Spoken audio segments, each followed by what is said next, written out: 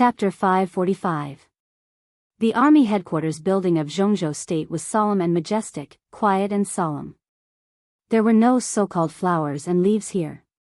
The square, the building, and the star flag were almost eternal symbols. At first glance, the entire army headquarters building was clearly visible. It stood in the city of Yuzhou, with an extremely calm and domineering air. Most of the time, the army headquarters building was quiet. In this building, which was filled with the smell of iron and blood, everyone walked in a hurry. No one would make a loud noise. It seemed that everyone was in awe of something from the bottom of their hearts. But at this moment, there was a loud and angry roar in the executive minister's office on the top floor of the army headquarters building. The loud but weak voice came out of the office and spread throughout the entire floor, making the ears of some ordinary secretaries buzz. What does Li Tianlan want to do? Does he take the army headquarters and Kunlun City seriously? Does he take the overall situation seriously? Does he take Jianghu State seriously? He is the commander of the Snowdance Corps, but it doesn't mean that the Snowdance Corps is Li Tianlan's independent kingdom. Does he want to have troops in Eastern Europe? He's still too young. In Dongxing Wudi's office, Gu Xingyun, the state-protecting war god of Jianghu State, almost slapped the table to vent his emotions. His eyes were red, and he was in an extremely irritable state, almost crazy. Gu Qianchuan was seriously injured. Gu Xingyun himself was seriously injured. Kunlun City, which had temporarily lost 2 invincible realm experts, was unprecedentedly weak. Although Jiang Shanyu had fallen out with Kunlun City, his position was personally appointed by Kunlun City after all. As a result, as soon as he arrived in Eastern Europe, Jiang Shanyu was attacked. He had been missing for more than 24 hours, and there was still no news. In today's dark world, Li Tianlan was naturally the one who could and was the most suspicious of doing this. As long as something happened to Jiang Shanyu in Eastern Europe, as the commander of the Snowdance Corps, Li Tianlan would be responsible. In Gu Xingyun's view, this was exactly what Li Tianlan wanted. If Jiang Shanyu could not be found, Li Tianlan could naturally stay in Eastern Europe and run Wulan State. It might be a little harsh to say that he had troops for himself, but in Gu Xingyun's eyes, Li Tianlan had completely exposed his ambition to use Eastern Europe and Jianghu State to play with Gu Xingyun. Jiang Shangyu's falling out with Kunlun City had already made Gu Xingyun lose face. As a result, as soon as he arrived in Eastern Europe, Li Tianlan took action without any buffer. This was completely equivalent to not taking Kunlun City in his eyes at all. It was even equivalent to a hard kick in Gu Xingyun's face. How could Gu Xingyun endure it? Most importantly, the word "missing" was enough to stimulate his nerves. 2 days ago, Gu Qianchuan, the first elder of Kunlun City, went to Beijing to pick up Gu Fengbua. As a result, he was severely injured by Qin Weibai with a mysterious power and fled. Until today, Gu Qianchuan had not come back and there was no news. Not only Jiang Shanyu, but Gu Qianchuan was also missing. What was worse was that Jiang Shan, the councillor of Beijing province, reported the news to Kunlun City unhurriedly nearly 20 hours after the incident. Jiang family, Li Tianlan, this year's graduate, Qin Weibai. More and more people did not take Kunlun City seriously. After the maneuver of the 2 academies, Gu Xingyun was surprised to find that the status of Kunlun City had begun to decline at a stunning speed. All the negative emotions in his heart broke out completely after the news of Jiang Shanyu's disappearance came, so that he directly rushed into Dongqing Wudi's office and roared regardless of anything. Gu Xingyun's voice was like thunder. After his hysterical outburst, he put his hands on the table, and his heavy breathing was extremely harsh. When his mood gradually calmed down, Dongqing Wudi smiled and poured a cup of tea for Gu Xingyun. He said calmly, "Your Highness, at present, no one can confirm that the disappearance of Vice Marshal Jiang Shanyu is related to Tianlan. You don't have to be excited. Do you think this matter should be investigated?" Gu Xingyun was stunned. Looking at the smile on Dongqing Wudi's face, he suddenly realized that there was something wrong with his mentality. In his life, he wanted to strengthen Kunlun City and the special warfare system of Jianghu State, instead of taking the elite route like the Li family before. He did a good job, but it was obviously impossible to develop a comprehensive system to compete with the army headquarters in just 20 years. Therefore, on many sensitive personnel matters, Kunlun City must reach an agreement with the army headquarters. When the former minister Qi Beizong took office again, Gu Xingyun and Qi Beizong had the same position. They cooperated happily, and the Special Warfare Group also flourished. But now the minister of the army headquarters was Dongqing Wudi. If they wanted to reach an agreement, they needed compromise and balance. Moreover, he knew what would happen if he mentioned Li Tianlan's problem in front of Dongqing Wudi. Gu Xingyun's face was cloudy, and he began to be lost in thought for a while. Recently, he was really physically and mentally exhausted. The great pressure and a series of bad news almost made him lose control of his emotions. Compared with Dongqing Wudi, who was also under the same pressure but still calm, Gu Xingyun finally realized that he was still impetuous. He slowly sat opposite Dongqing Wudi, picked up the teacup, and took a sip without saying a word. Dongqing Wudi looked at Gu Xingyun quietly. Among the top figures with high status and power in Jianghu state, he and Gu Xingyun were now the two most dangerous and under the most pressure. Kunlun City now seemed to have no loss of strength, but for the time being, it had no peak combat capability, which made it passive everywhere. Once its reputation declined, its actual interests would inevitably shrink.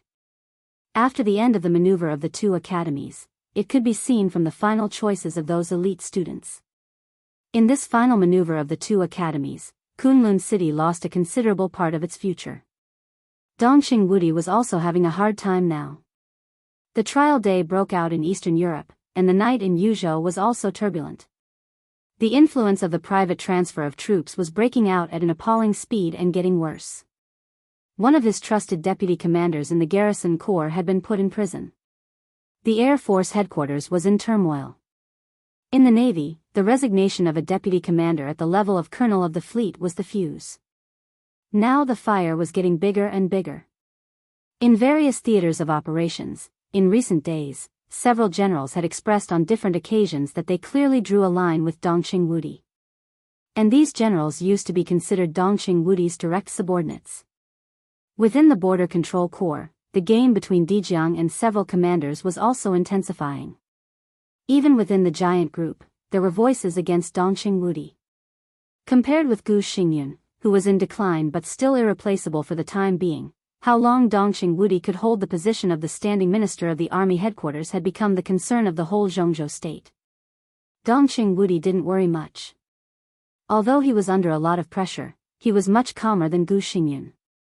This time, he knew very well that whether he would fall or not, this was the beginning of the decline of Kunlun City. Because of the rise of Li Tianlan. As for the Dongqing clan and himself, even if he was really forced to resign this time, the future of the Dongqing clan would still be infinitely bright. This was also because of the rise of Li Tianlan. No matter what would happen in the future, he would regard it as the last part of his political career. On this road, Dongqing Wudi relaxed and was fearless of everything. Only this relaxed and presumptuous mentality could make him the real god of massacre of Jianghu state. If God stood in his way, he would kill God. If Buddha stood in his way, he would kill Buddha. The delicate silence was finally broken. Gu Xingyun put down the teacup and said in a low voice, "Anyway, Li Tianlan is responsible. Jianghu just arrived in Eastern Europe, and Li Tianlan didn't play any role. I don't see his responsibility." Dongqing Wudi was still smiling, and he said calmly, "I can only see Tianlan's contribution to Jianghu state. Your Highness, you know what this means. It's no exaggeration to say that in the whole of Eastern Europe, as long as we take down the 5 countries in Eastern Europe, Jianghu state can even give up Snow country. Although the 5 countries in Eastern Europe are not big, they are important cornerstones for Jianghu state to completely establish its position as the world's hegemon. It's no exaggeration to describe Tianlan's contribution. As for Jianghu, he was attacked in Im, and he didn't even arrive at the station of the Snowdance Corps. In order to protect him, Commander Cheng Huaining of the Arctic Ocean Command was also seriously injured. Without prior preparation, Jiang Shangyu's disappearance was completely an accident. Dongqing Wudi said calmly, and even if he disappeared inside the Snowdance core, what does it mean? Tianlan led the army north to expand the territory on behalf of Jianghu state, not to be a nanny. If Jiang Shangyu was really so important, why did he send him to Eastern Europe in the first place? Gu Xingyun's face changed slightly. This was tantamount to directly transferring the contradiction to Kunlun City. Gu Xingyun avoided Dongqing Wudi's gaze and said, Minister, do you mean that, as the marshal of the Snowdance Corps, Li Tianlan has no responsibility for Jiang Shangyu's disappearance? He has the credit. Merit is merit, and fault is fault. If the two can be confused, then many things will be difficult to deal with. Well, he has the credit. No one denies what he did in Eastern Europe, but Li Tianlan's temper is too strong and overbearing. Even if we don't talk about Jiang Shangyu, it's against the rules for him to kill Qin Qingwan. Even if Qin Qingwan violated the military order, it didn't affect the overall situation. Why kill him? If what he did in Eastern Europe is not dealt with, I think many comrades will have something to say. Yes, he has the credit. Gu Xingyun opened his mouth and looked at Dongqing Wudi. For a moment, he didn't know what to say. He didn't care about Jiang Shangyu this time. Since Jiang Shangyu had completely fallen out with him, in his opinion, it was better for him to die. All the venting today was about Jiang Shangyu, but all the targets were Li Tianlan.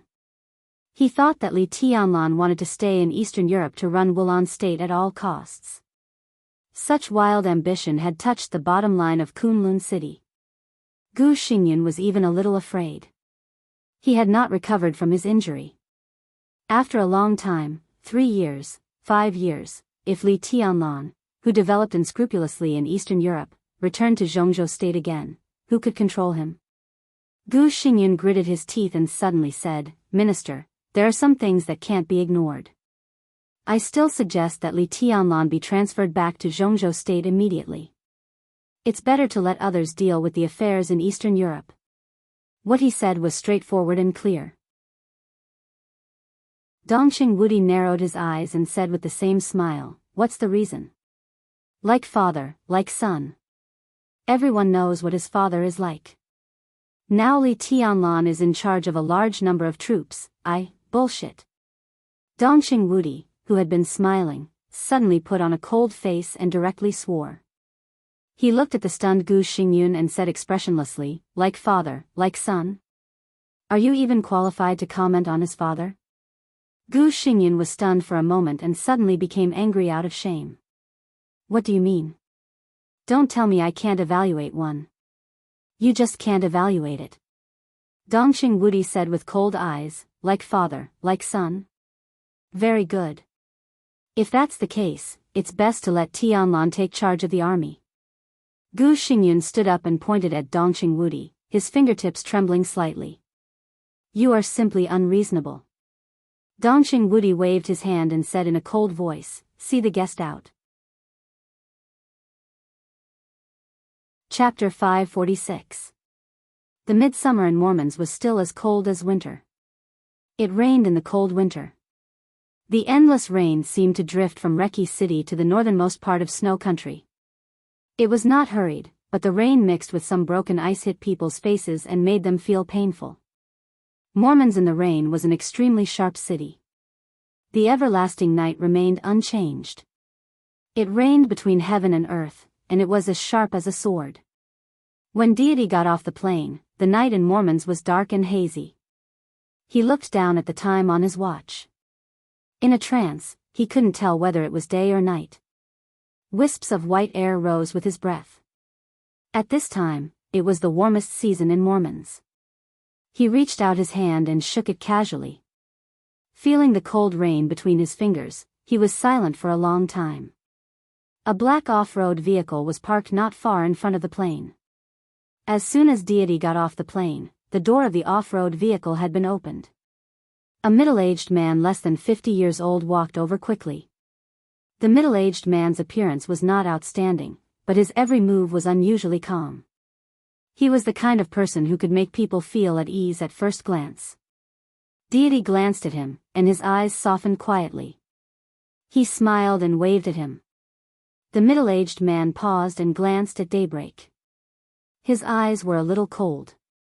Then he walked up to deity and said expressionlessly, "Where are you going, Your Highness?"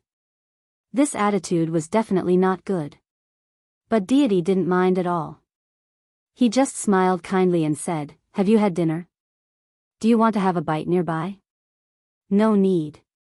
The middle-aged man said blandly, "Where are you going?" "Tian-yin, watch your attitude." Daybreak finally couldn't bear it anymore. "Don't forget who is standing in front of you." "Attitude?" The middle-aged man's voice was cold. He seemed to be responding to Daybreak, but his eyes were looking straight into deity's eyes. He was sharp and direct. "What attitude do you want?" Daybreak's eyes darkened, and he was faintly angry. Deity suddenly waved his hand. "Well, we're on the same side. What's the point of quarreling as soon as we meet?" "I'm not talking to him." Tian-yin looked at deity calmly. "Your Highness, what attitude do you want?"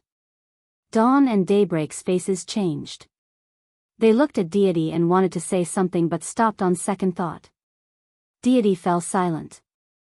The atmosphere in the heavy rain suddenly became a little depressing. "Your Highness, Tian-yin isn't." The anger in Daybreak's eyes suddenly subsided, and he pleaded for Tian-yin. Deity waved his hand. He looked into Tian-yin's eyes and said softly, "What I want is your attitude." "My attitude is very clear." Tian-yin's tone was calm. Deity took a deep look at him, walked past him, and got into the off-road vehicle. Tian-yin stood there, bathed in the rain, his eyes clear and stubborn. "What are you doing?" Daybreak winked at Dawn, asking him to follow deity. Then he walked up to Tian-yin and questioned him in a low voice. "Purgatory of Heaven Capital." Tian-yin. The three masters under the god of the Purgatory of Heaven Capital were Daybreak, Dawn, and Phoenix, who respectively controlled the most elite and terrifying Sunluo, life-prolonging, and Athanasi halls in the Purgatory of Heaven Capital. However, the code name, Tian-yin, was not ordinary. In the Purgatory of Heaven Capital, being able to use the word Tian as a code name had an extraordinary meaning. Tian-yin was the deputy captain of the Athanasia Hall. He was at the peak of the thunder-shocking realm and was also Phoenix's most important assistant. This position was very high in the Purgatory of Heaven Capital, but it was still far from deities. But the problem was that inside the Purgatory of Heaven Capital, there were too many stories about their own positions. How could a simple position determine the hierarchy? The relationship between Tian-yin and deity was no less than that between Daybreak and deity. But even so, he still thought that Tian-yin's performance was a bit excessive this time. Secretly competing with His Highness and confronting deity were two completely different concepts. "Nothing." Tian-yin said expressionlessly. "Nothing. Why are you crazy?" Daybreak sneered. Tian-yin looked at the falling rain in the night. After a long time, he said faintly, "The rain is too heavy. I don't like it." He turned around and walked to the off-road vehicle. Daybreak looked at his back quietly. Tian-yin's back was straight, but he felt a trace of loneliness from this straightness. Daybreak was a little annoyed and lost in thought. Loneliness. He had never thought that Tian-yin would feel lonely among them. This was a real brother who had saved him, Daybreak, and even deity. He was also a brother who had been saved by him and deity. On the battlefield, they could trust each other with all their lives. He would be lonely. Why? Daybreak shook his head hard and walked to the off-road vehicle. The rain in Mormons was too heavy, and the Purgatory of Heaven Capital was too big. In the vast Purgatory of Heaven Capital, he suddenly wanted to know who else would feel lonely. The off-road vehicle turned around and left in the increasingly messy heavy rain. Tian-yin was silent as he drove. "Did we get anything in Mormons?" Deity broke the silence and suddenly asked. "No." Tian-yin shook his head. He was a little serious, but his tone was still a little bland. "The Samsara Palace left almost no traces here. We have checked in all fields, but there is no trace of the Samsara Palace. After the collapse of the Polar Ground Alliance, I investigated some members of the Polar Ground Alliance and found a lot of things. There are a total of 22 four-star deacons who may be from the Samsara Palace, but it is only a possibility. According to our analysis, the lowest possibility is less than 5%, and the highest possibility is only 17%.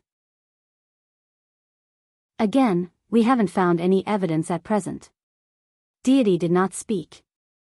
But the corners of Daybreak's and Daybreak's eyes twitched, and they looked at each other. Before the collapse of the Polar Ground Alliance, it was the largest and only superpower in Eastern Europe. In this behemoth spanning many countries in Eastern Europe, deacons were the real main force. The highest level of deacons was 5-star, and above them were the members of the alliance. It was no exaggeration to say that any 4-star deacon was a respected middle-level or high-level figure in the Polar Ground Alliance. How many 4-star deacons were there in the entire Polar Ground Alliance? How many could they put down in Snow Country? If the Samsara Palace really had the ability to control 22 4-star deacons, it meant that they had monopolized nearly 1/5 of the Polar Ground Alliance's right to speak. This was simply a fantasy. They really hid it well. Deity whispered to himself. The Purgatory of Heaven capital had started to make arrangements in Mormons more than 3 years ago. The earliest time was even before the final battle of East Island.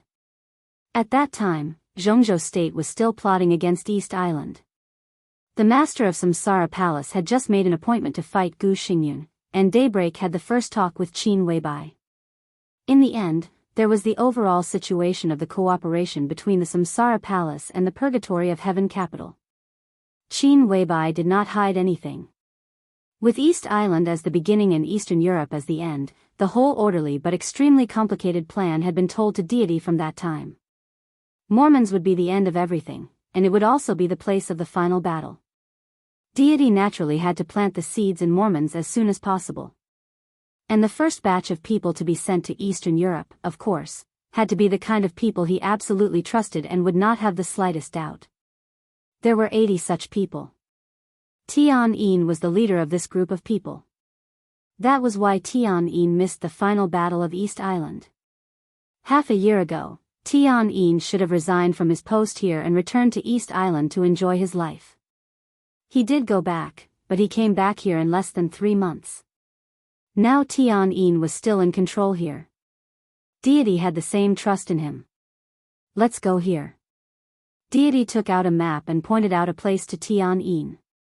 The terrain of Mormons was complicated, and so was the map. Tian-Yin glanced at it, then the off-road vehicle turned and began to speed up. It's the place where the urban area and the suburbs meet. There seems to be a manor. What else? Tian-Yin asked. That's the manor. Deity said with a smile, I made an appointment with Qin Weibai. This is the place she set. Tian-Yin said calmly, I'll investigate it carefully. Thank you. Deity looked at Tian-Yin for a while, then suddenly reached out and patted him on the shoulder. Tian-Yin did not stay silent, nor did he say any polite words. He just said calmly, since it's been hard, when will your highness reward me? Tian-Yin. Daybreak's voice was cold. He really felt a little angry. Deity interrupted his anger and asked with a smile, what do you want? There's no need to be polite between us. As expected, Tian-Yin did not stand on ceremony. He said lightly, San Luo, life prolonging, and Athanasi halls. Give me one. He glanced at Daybreak and Dawn. Daybreak and Dawn did not hesitate at all. They said in unison, I'll give you mine. Don't, I want Athanasi hall. Tian-Yin directly interrupted the two of them. Daybreak and Dawn looked at each other and saw the bitterness and helplessness in each other's eyes. San Luo, Athanasi, and life prolonging. The power of the 3 hall masters in the Purgatory of Heaven capital was second only to Deity. If Tian-Yin wanted to take it, Daybreak and Dawn could give it to him, no matter if it was San Luo Hall or the life prolonging hall. At this stage of friendship, a little power was really nothing. But Tian-Yin did not want it. He just wanted Athanasi hall. The master of Athanasi hall was Phoenix. Daybreak looked at Deity, coughed, and said, Tian, I promise you that the comprehensive combat capability of Sun Luo Hall is definitely stronger than that of Athanasi Hall. How about I follow His Highness and you go to Sun Luo Hall? Among the 3 giants of the purgatory of Heaven Capital, Daybreak was the strongest. Sun Luo Hall was naturally stronger than the other 2 halls. If Tian took over this position, he could be said to be the real number 2 figure in the purgatory of Heaven Capital. Tian glanced at him. His eyes suddenly became a little mocking and mean. I take over Sun Luo Hall? Do I have to do something if I take it? There are some things that you don't have to do. I'm embarrassed. I want to be shameless. Besides, I don't want those brothers who died early to poke at my back. Daybreak's face changed slightly. He smiled bitterly and said nothing. Well, why don't you take over my, shut up. Tian glanced at Dawn and said directly. Dawn shrugged his shoulders and stopped talking as expected. Tian just looked at Deity and said calmly, Your Highness, will you give it to me or not? Daybreak sighed softly and finally kept silent. Tian's seniority was extremely high. Even in the Undying Palace, the Phoenix was still very polite and respectful to him, treating him as a big brother. Previously, he did not know how the Phoenix offended Tian, but now he understood. The one who offended Tian was not the Phoenix, but His Highness. If I don't give it to you, what will you do? Deity suddenly asked. His eyes were still soft as he looked at Tian. What will you do? Tian was silent for a while and laughed at himself. What can I do? If Your Highness is reluctant, just let me leave the purgatory of Heaven Capital and go home. Go home? Deity whispered, Lin. No, go to Tiannan. Tian whispered, and his eyes softened. I miss the young master. Deity was his master. But he had the young master. There was only one. There was only one. This was the biggest difference. Deity was silent. After a long time, he said slowly, Why? There were many meanings in this question, but there was no emotion, not at all. Deity was calm, without sadness or joy. Tian was silent for a long time before he slowly asked, Because you can't imagine what a child who has lived in despair and fear since he was a child is like. He desperately wants to hold on to everything, desperately wants to protect everything, but he has been powerless. He can't cry, he can't retreat, and he can't be weak. When he is tired, sleepy, tired, or in pain, he can only grit his teeth and keep silent. You don't understand these, so you won't think about the meaning of his existence. If he didn't understand, of course, there was no meaning. Deity was in a daze and suddenly said, He cried in front of me. Yes, in front of you, and only in front of you. Otherwise, who else can he be in front of? Only when he is in front of you, he feels that he is a child. Tian laughed mockingly and was extremely cold. But I don't think he will think so now. Deity's heart ached for no reason, and he was silent. The car moved slowly on the flat road in the wind and rain. The street lights on both sides were gradually receding. After going around and around for nearly an hour, when the off-road vehicle was about to leave the city, Deity finally saw the manor built between the darkness and the light. The off-road vehicle stopped at the gate of the manor. 2 security guards in front of the door walked over quietly, looked at Deity, and asked politely, Who are you looking for? Deity opened the door and got out of the car. He stood in front of the door and looked at the manor in the dark. The manor was hazy, as if it was shrouded in a faint white mist. The temperature was 0 degrees, and it was raining all over the sky, but the inside of the manor was like heaven. There were clusters of flowers, green grass, and dense trees. In the huge manor, every corner was full of vitality. It was full of vitality. Deity looked at everything in the manor with a complicated look in his eyes. After a long time, he slowly said, Tell Qin Weibai that I am here. The wind and rain between heaven and earth suddenly quieted down. In an instant, the deep darkness seemed to completely solidify in an instant. Tian opened the door. Daybreak was ready to get out of the car. Dawn was going to speak. Deity was going to take a step. But everyone's movements froze in place in an instant. Deity's body tensed up, and he looked into the depths of the manor. A little darkness stretched out in his hand. In an instant, the ink in his hand had turned into a huge and ferocious black sickle. Before entering the door, Deity had already entered the fighting state. A wave of incomparably violent emotions suddenly filled the world. Anger, coldness, disgust, rejection, cruelty, excitement, countless emotions finally turned into the coldest killing intent, which directly spread throughout the entire manor. A little light appeared in front of Deity. It was colorful. The white clothes in his sight were flickering slightly. Every time she took a step, there was a colorful flowing light under her feet, which was dreamy and illusory. Qin Weibai's figure was erratic, and she finally appeared beside Deity. The killing intent between heaven and earth had completely condensed in one place, as if thunder would break out at any time. Qin Weibai's body was filled with colorful light, and she looked ethereal. Deity did not look at her, but stared at the nothingness behind her. After a long time, he slowly said, "Is this the sword Phoenix mentioned?" Qin Weibai nodded and said apologetically, "It has a bad temper, and I can't control it." Deity smiled with a complicated meaning. Qin Weibai said calmly, "Your Highness, since you are here, why don't you go in and sit down and talk slowly?" Chapter 547. Reki City finally ushered in the long-lost peace. With the withdrawal of the Purgatory of Heaven capital and the Vatican, the entire Wulan state became completely calm. Prime Minister Riker became extremely busy. He dealt with the media, gave a speech to the people of Wulan state, strengthened their confidence, and looked forward to real peace. At the same time, he had to let his trusted subordinates infiltrate the various systems of Wulan state bit by bit. In addition, he had to negotiate with the Rekvia family, prepare for next year's election, and receive Li Huacheng, the president of Jianghu state, who would soon visit Wulan state. He also had to rebuild the presidential palace.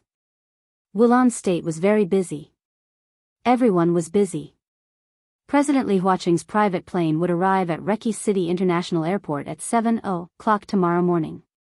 It seemed like a visit, but also like a tour. The calm and busy atmosphere impacted all levels of Wulan state with an unprecedented force, like big waves, strong winds, and heavy rains. The general trend was mighty, and the former rules began to disappear one by one. In Wulan state, wherever the will of Jianghu state went, there would be new rules. From tomorrow on, Wulan state would officially enter a new era. The entire country, whether it was anticipation or unwillingness, joy or anger, everyone was preparing for the new era. Every minute and second of Prime Minister Riker's time was extremely precious. Under such circumstances, he could sit outside Li Tianlan's study and wait quietly for 3 hours without showing the slightest anxiety, which showed the strength of the Prime Minister's heart. Li Tianlan was not in a hurry. Jiang Shangyu's disappearance did not seem to bring him much pressure. As soon as he learned the news, he only sent a small number of people to find Jiang Shangyu's whereabouts. After sending people out, Li Tianlan had not asked what the result was until now. There was no vice-marshal in the Snowdance Corps. All the tasks were on the 2 deputy marshals, Cool Breeze and Drifting Cloud. There were Riker and Rekvia in Wulan state.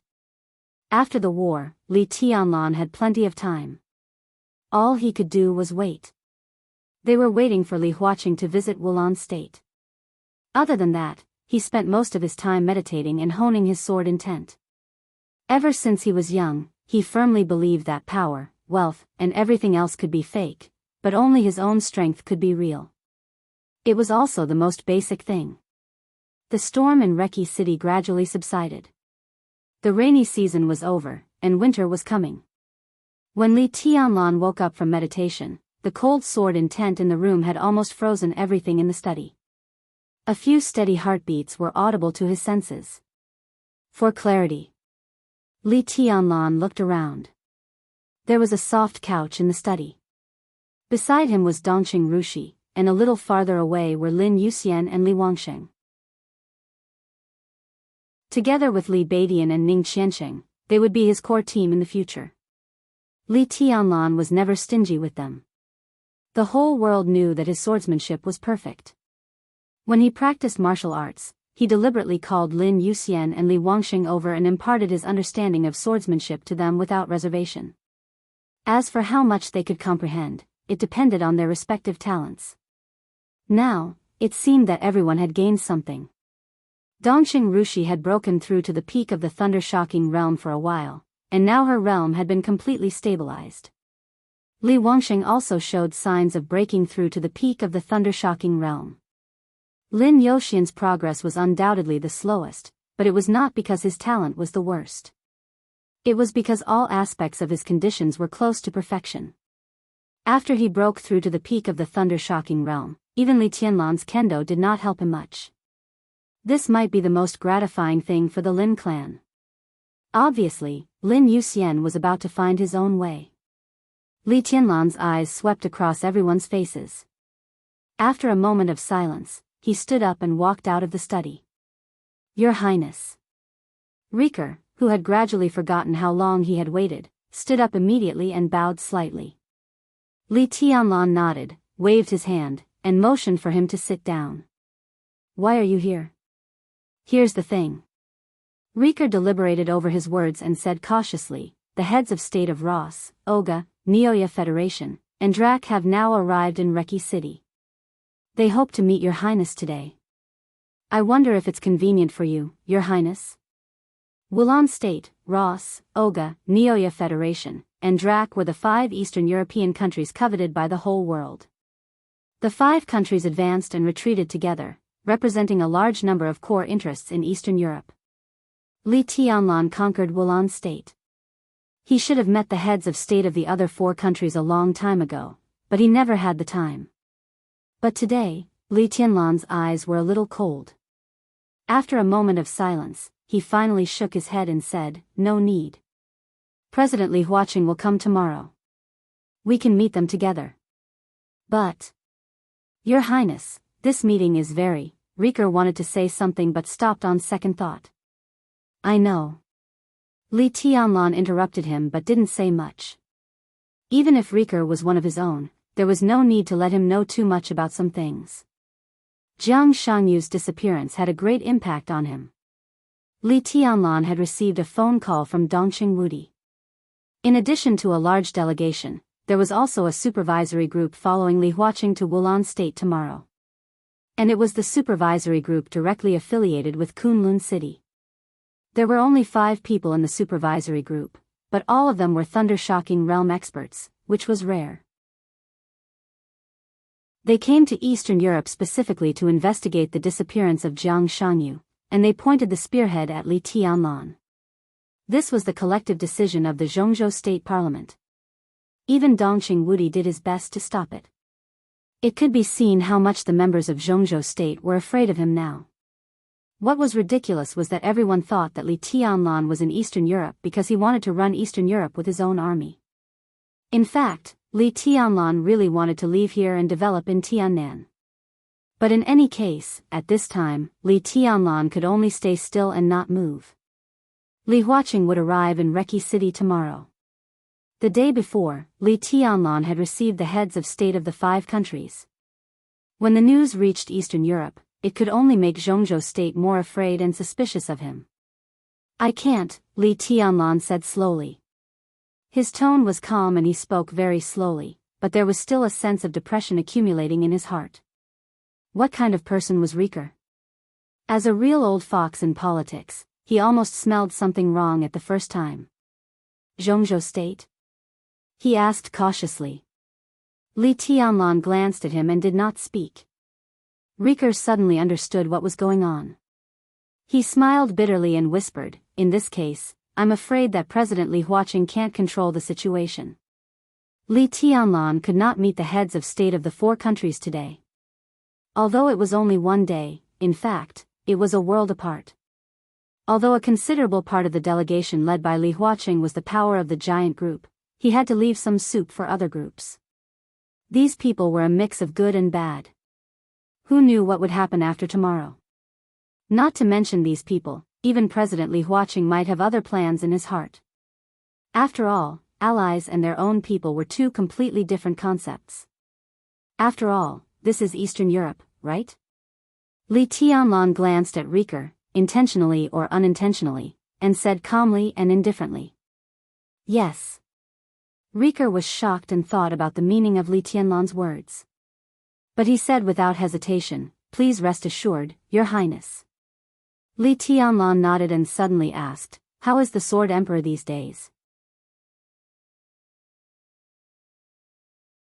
Chapter 548.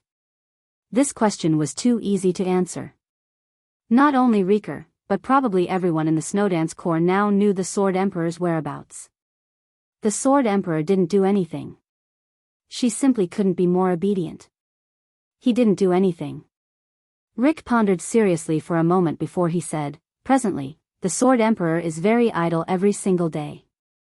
He drinks tea and drinks wine. Besides that, he spends most of his time practicing calligraphy." Practicing calligraphy? Li Tianlan was in a trance for a moment. Rieker nodded, as if he suddenly thought of something, and then said, By the way, His Majesty asked the Snowdance Corps to prepare 2 sets of Han clothes for him yesterday. It was a very strange request. Li Tianlan did not speak. The kimono of East Island was similar to the Han costume, with wide robes and wide sleeves, but the latter was more complicated, gorgeous, and exquisite than the kimono. On the eve of Li Huaqing's visit to Wulan State, Wang Tianzong wanted to wear this ancient costume. In a sense, it was tantamount to showing that he still had his heart in Jianghu State. This kind of statement was very obscure, but Li Huaqing would definitely be happy to see it. Li Tianlan thought about it casually and didn't take it seriously. He just asked, "What did he write?" "I don't know." Rick shook his head helplessly. Now the whole world knew that Wang Tianzong was imprisoned in the office of the president of Wulan State by Li Tianlan, but only Wulan State did not dare to think so. Inside and outside Wulan State, everyone in the Snowdance Corps was polite and respectful to Wang Tianzong. He did not want to publicize what Wang Tianzong had written. Did anyone really dare to read it? Li Tianlan leaned on the sofa, lit a cigarette, and muttered to himself, "Practice calligraphy, Hanfu." Suddenly, he asked, "Are you sure he only got a few sets of ancient clothes?" "I'm sure," Rick said without hesitation. Wang Tianzong's purchase of ancient costumes through the Snowdance Corps was sent to his desk as soon as possible. In the past 20 years, Wulan State and Jianghu State had always been at odds. Naturally, there was no market for the so-called ancient costumes of Jianghu State. Rieker still asked someone to buy them from him and carefully checked them several times before handing them to Wang Tianzong. He personally took over all of this and watched them being sent to Wang Tianzong. There could be no other things in between. Li Tianlan took a drag on his cigarette and fell into deep thought. He completely let go of the matter of the ancient costume. He was thinking about why Wang Tianzong wanted to practice calligraphy. His thoughts kept drifting away. He thought of the Li family, the Lin clan, the Wang family of Beihai, and even more than 20 years ago. When he was at the border of Jianghu State, Li Honghe made him practice calligraphy every day since he was a child, and even before he left. A worn-out writing brush landed on the yellowish-white rice paper. Every stroke was a sword light. But this was not the path of the Li family. The Li family's 24 moves of sword only wanted the sword energy to be sharp and break the sky. This was also not the path of the Wang family of Beihai. The martial arts of the Wang family of Beihai broke out in an instant and became invincible in the world. But now Wang Tianzong was practicing calligraphy. Every move of the Sword Emperor of Jianghu State was not meaningless. The Lin clan began to become clear in his mind. He thought of Lin Yoxian's attack in front of him. The martial arts of the Lin clan and the Li family were of the same origin, but they were different from each other. They had the same map of God of War and the same 24 moves of sword. The Li family focused on the sword, while the Lin clan focused on the intent. It was not until Li Tianlan traveled thousands of miles in the past 3 years that he understood the meaning of Li Honghe's asking him to practice calligraphy. His sword intent became perfect in the 3-year journey, and the starting point of all this was that worn-out writing brush. Practicing calligraphy was practicing swordsmanship. Wang Tianzong was accumulating his sword intent. Li Honghe understood the emphasis of the Lin clan's martial arts, so did Wang Tianzong. The sword intent continued to be all-encompassing. Wang Tianzong had really reached the last step of the breakthrough. Li Tianlan suddenly felt a little cold inside. He looked out of the window and did not speak for a long time. "Your Highness, do you want?" Riker coughed and hesitated. "No need." Li Tianlan shook his head. "From now on, you don't need to pay attention to the Sword Emperor." "How can that be?" Riker stood up subconsciously. "It's useless to pay attention to it. Let's wait." Li Tianlan stood up and walked to the study, saying calmly, "Wait for him to leave." Riker's brain went blank for a moment, and he asked instinctively, "Where are you going, Your Highness?" Li Tianlan did not look back, but said calmly, "I'm also practicing calligraphy." He pushed open the door of the study and walked in. The petite Dongqing Rushi had already woken up. She blinked her clear eyes and said, "Do you want to practice calligraphy?" Li Tianlan looked at her, smiled, and said softly, "Get the pen and paper ready." He should have thought of this method a long time ago. When he was in the Sky Academy, when he wrote the 3 words, East Emperor Palace, he vaguely knew this method. But now he remembered it after being reminded by Wang Tianzong. Using the pen as a sword and condensing the sword intent. It was to hide the sword and also to nurture the sword. This might be the only way for him to make the perfect sword intent go further. Dongqing Rushi quickly prepared the pen and paper and stood beside Li Tianlan to grind the ink. Her body had a very light fragrance, and she looked very focused. The sound of wind and rain came into his ears. Li Tianlan stood in front of the table with the pen, as if he was holding a sword. A sword intent condensed into a line from his wrist and the tip of the pen. Li Tianlan looked at the paper in front of him quietly. His eyes were calm, like the deep starry sky. At the same time, in the only intact room in the office of the president, Wang Tianzong was also practicing calligraphy. He was wearing a dark Han costume. His lapel and sleeves were fluttering, but his hand holding the pen was unusually stable and did not tremble at all.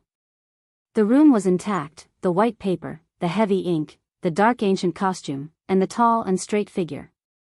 Everything seemed to become one invisibly. Everything in the world was shaking gently with the pen in Wang Tianzong's hand. Everything finally became a sword. It was extremely solemn and dignified. Only a few hundred words appeared on the paper, one stroke at a time. Wang Tianzong's handwriting was not beautiful, and it could not even be said to be particularly neat. But there was a kind of awe-inspiring and even submissive power between the horizontal and vertical strokes. This kind of power was not sharp, but heavy enough to crush everything in an instant. His eyes were focused and serious. He put the pen down. The last word. At the same time, Li Tianlan's pen crossed the paper. The first word. An extremely violent sword energy flew up in an instant as Li Tianlan put the pen down, expanding to the whole study, layer upon layer, mysterious and unpredictable. In the study, it instantly became cold. Dongqing Rushi, who was standing next to Li Tianlan, moved a little uneasily. Everything in her sight did not change, but vaguely, it seemed that the whole space began to gradually condense. The sword energy became more and more fierce with the stroke of the pen tip. Lin Fengting, who was meditating, opened his eyes directly. He glanced around blankly and finally saw Li Tianlan behind the desk. This scene was too familiar to him. His pupils suddenly shrank. Li Wangxing also woke up. Everyone's eyes fell on the rice paper in front of Li Tianlan. That was his first word. It was simple. There was only one horizontal stroke, which was one. No one knew that in the office of the president, Wang Tianzong's last word was also simple. There was only one horizontal stroke, which was also one. It ended with one word. It began with one word. One word was like a sword. Chapter 549. There was no polar night in Reki City. But the continuous heavy rain made Reki City gloomy day and night. There was rain everywhere. There was no sunlight, and the night was no longer pure. Because of the heavy rain, the special flight from Jianghu State to Reki City was delayed for several hours. When the special plane painted with the star flag landed at the airport, it was close to noon. It was 10:40 in the morning on August 23 in Eastern Europe. President Li Huaqing of Jianghu State officially arrived in Wulan State. Jianghu State's footsteps were moving.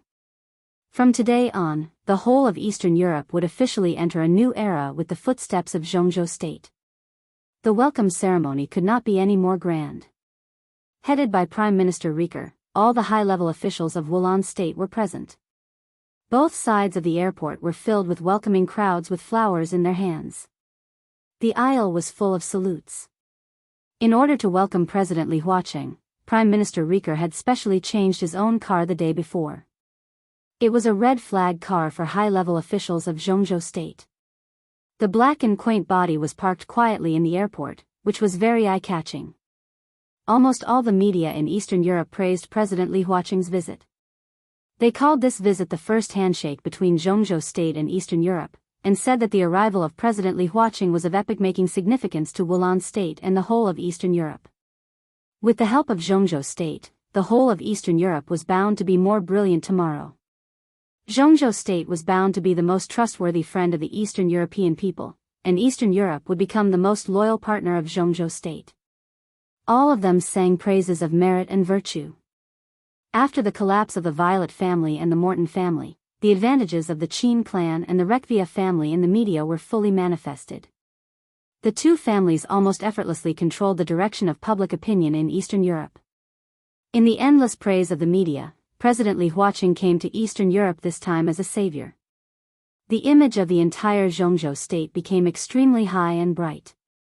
As the representative of Jianghu State in Wulan State at this time, Li Tianlan was standing on the other side of the welcoming team of Wulan State, subtly distancing himself from the delegation of Wulan State.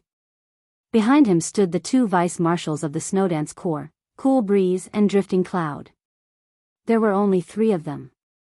1 marshal and 2 lieutenant generals. The 3 of them were dressed in military uniforms. They stood there silently and indifferently, like 3 unsheathed swords. Countless cameras near the airport were moving in an orderly manner, recording all the images and sending them to major TV stations around the world as soon as possible. At this moment, Wulan State had become the focus of the world. In the heavy rain, the plane finally stopped. The gangway ladder fell and the cabin opened. The figure of President Li Huaqing of Jianghu State appeared in front of the cabin door. The president, who was in his 60s, was full of energy and waved to the crowd below with a smile. His eyes were calm and gentle, and he looked straight ahead as if he had seen far away. At this moment, whether it was the general or the prime minister, the senior officials or the civilians, or even this country, they all belonged to Jianghu State. Li Huaqing was in a trance for a moment, and then he took a deep look at Li Tianlan, who was standing on the other side of the crowd. Li Huaqing adjusted his mood, walked down the gangway ladder slowly, and shook hands with Prime Minister Rieker, who was coming toward him. There were not many high-level officials of Wulan State. Rieker followed him and introduced everyone's duties in detail. It was not known whether Li Huaqing was listening or not, but he just nodded with a calm smile.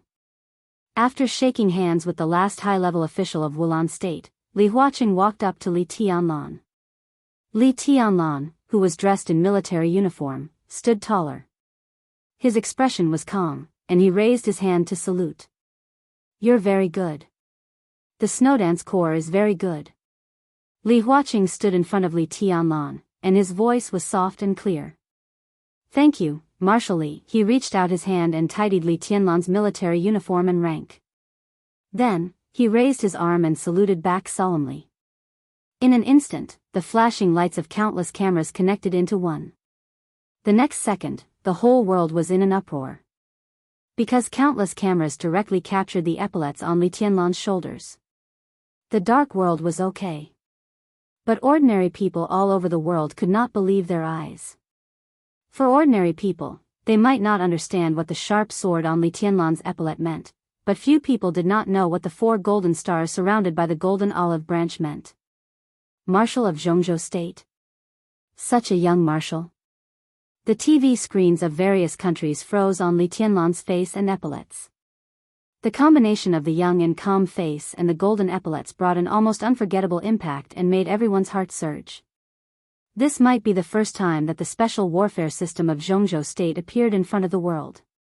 At this moment, it was raining in Reki City. But Li Tianlan stood in front of Li Huaqing and the whole world under the rain, and he was unprecedentedly brilliant. Mormons. In the living room of the manor, Li Tianlan's face appeared on the ultra-clear TV screen. A white and slender palm gently touched Li Tianlan's face across the screen, gentle and almost careful. Qin Weibai's fingers moved gently on the screen. She stared deeply at the picture on the TV, and her warm eyes were full of intoxication. "Is he handsome?" she asked suddenly. The picture on the TV began to change. Qin Weibai turned around and looked at a woman behind her. She was dressed in a white dress. The woman behind her was dressed in a white robe. "Handsome," the woman in the white robe said softly. She was tall and slender, and her face was exquisite. She looked dreamlike and perfect without any flaws. "You really have a good eye." She looked at Qin Weibai and exclaimed sincerely. "Do you like it?" Qin Weibai asked softly. The woman hesitated and lowered her head. Light footsteps sounded outside the door. Flaming Fire walked in, looked at Qin Weibai, and said, "Boss, are you looking for me?" "Yes." Qin Weibai nodded, turned to look at the screen, and said calmly, "Since the president is here, our plan should start. Inform him to get ready for action." "Okay." Flaming Fire, who had been prepared, nodded. She took 2 steps back and was ready to leave. But the moment she turned around, her eyes inadvertently swept over the woman in the white robe behind Qin Weibai. The woman just raised her head, and their eyes met. The woman in the white robe looked a little surprised. But Flaming Fire's body suddenly stiffened. She stared at the woman in her sight, as if she had seen a ghost. "Go and do your work."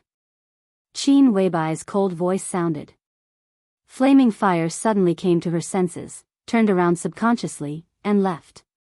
Before she went out, she staggered and almost fell down. Qin Weibai turned to look at the woman in the white robe behind her. She was dreamlike, perfect and flawless, like a phantom. She was silent for a long time before she repeated her question, "Do you like it?" The woman in the white robe hesitated. Qin Weibai said directly, "I'll give him to you, okay?" Chapter 550. There was a dead silence in the room. Only the voice on the TV screen was endlessly praising the friendliness, tolerance, and fraternity of Jianghu State. More than 80% of the people in Wulan State were eagerly looking forward to the cooperation between Wulan State and Jianghu State. Everything was so beautiful. But the reality was so cruel. News and reality were like 2 different worlds. The screen was constantly switching. President Li Huaqing. Prime Minister Riker. Many high-level officials of Wulan State. A large delegation. The young, sharp, and calm marshal of Jianghu State, who was as deep as the starry sky. In the constantly switching pictures, a group of people walked to the black car with a red flag at the airport. Prime Minister Riker took 2 quick steps, bent down, and opened the door for Li Huaqing himself. This scene fell into the eyes of people all over the world. The salute and cheers seemed to pause for a moment. The news also paused for a moment. Li Huaqing smiled and sat in the back of the car. But Prime Minister Riker did not get up. He still kept his bent posture and waited with a smile on his face. The young marshal who had shocked the world looked at Riker with a smile and also got into the car. Riker straightened up and carefully closed the door. The news anchor was obviously stuttering. He stuttered a few lines before he regained his composure. The woman in white and Qin Weibai watched this scene quietly.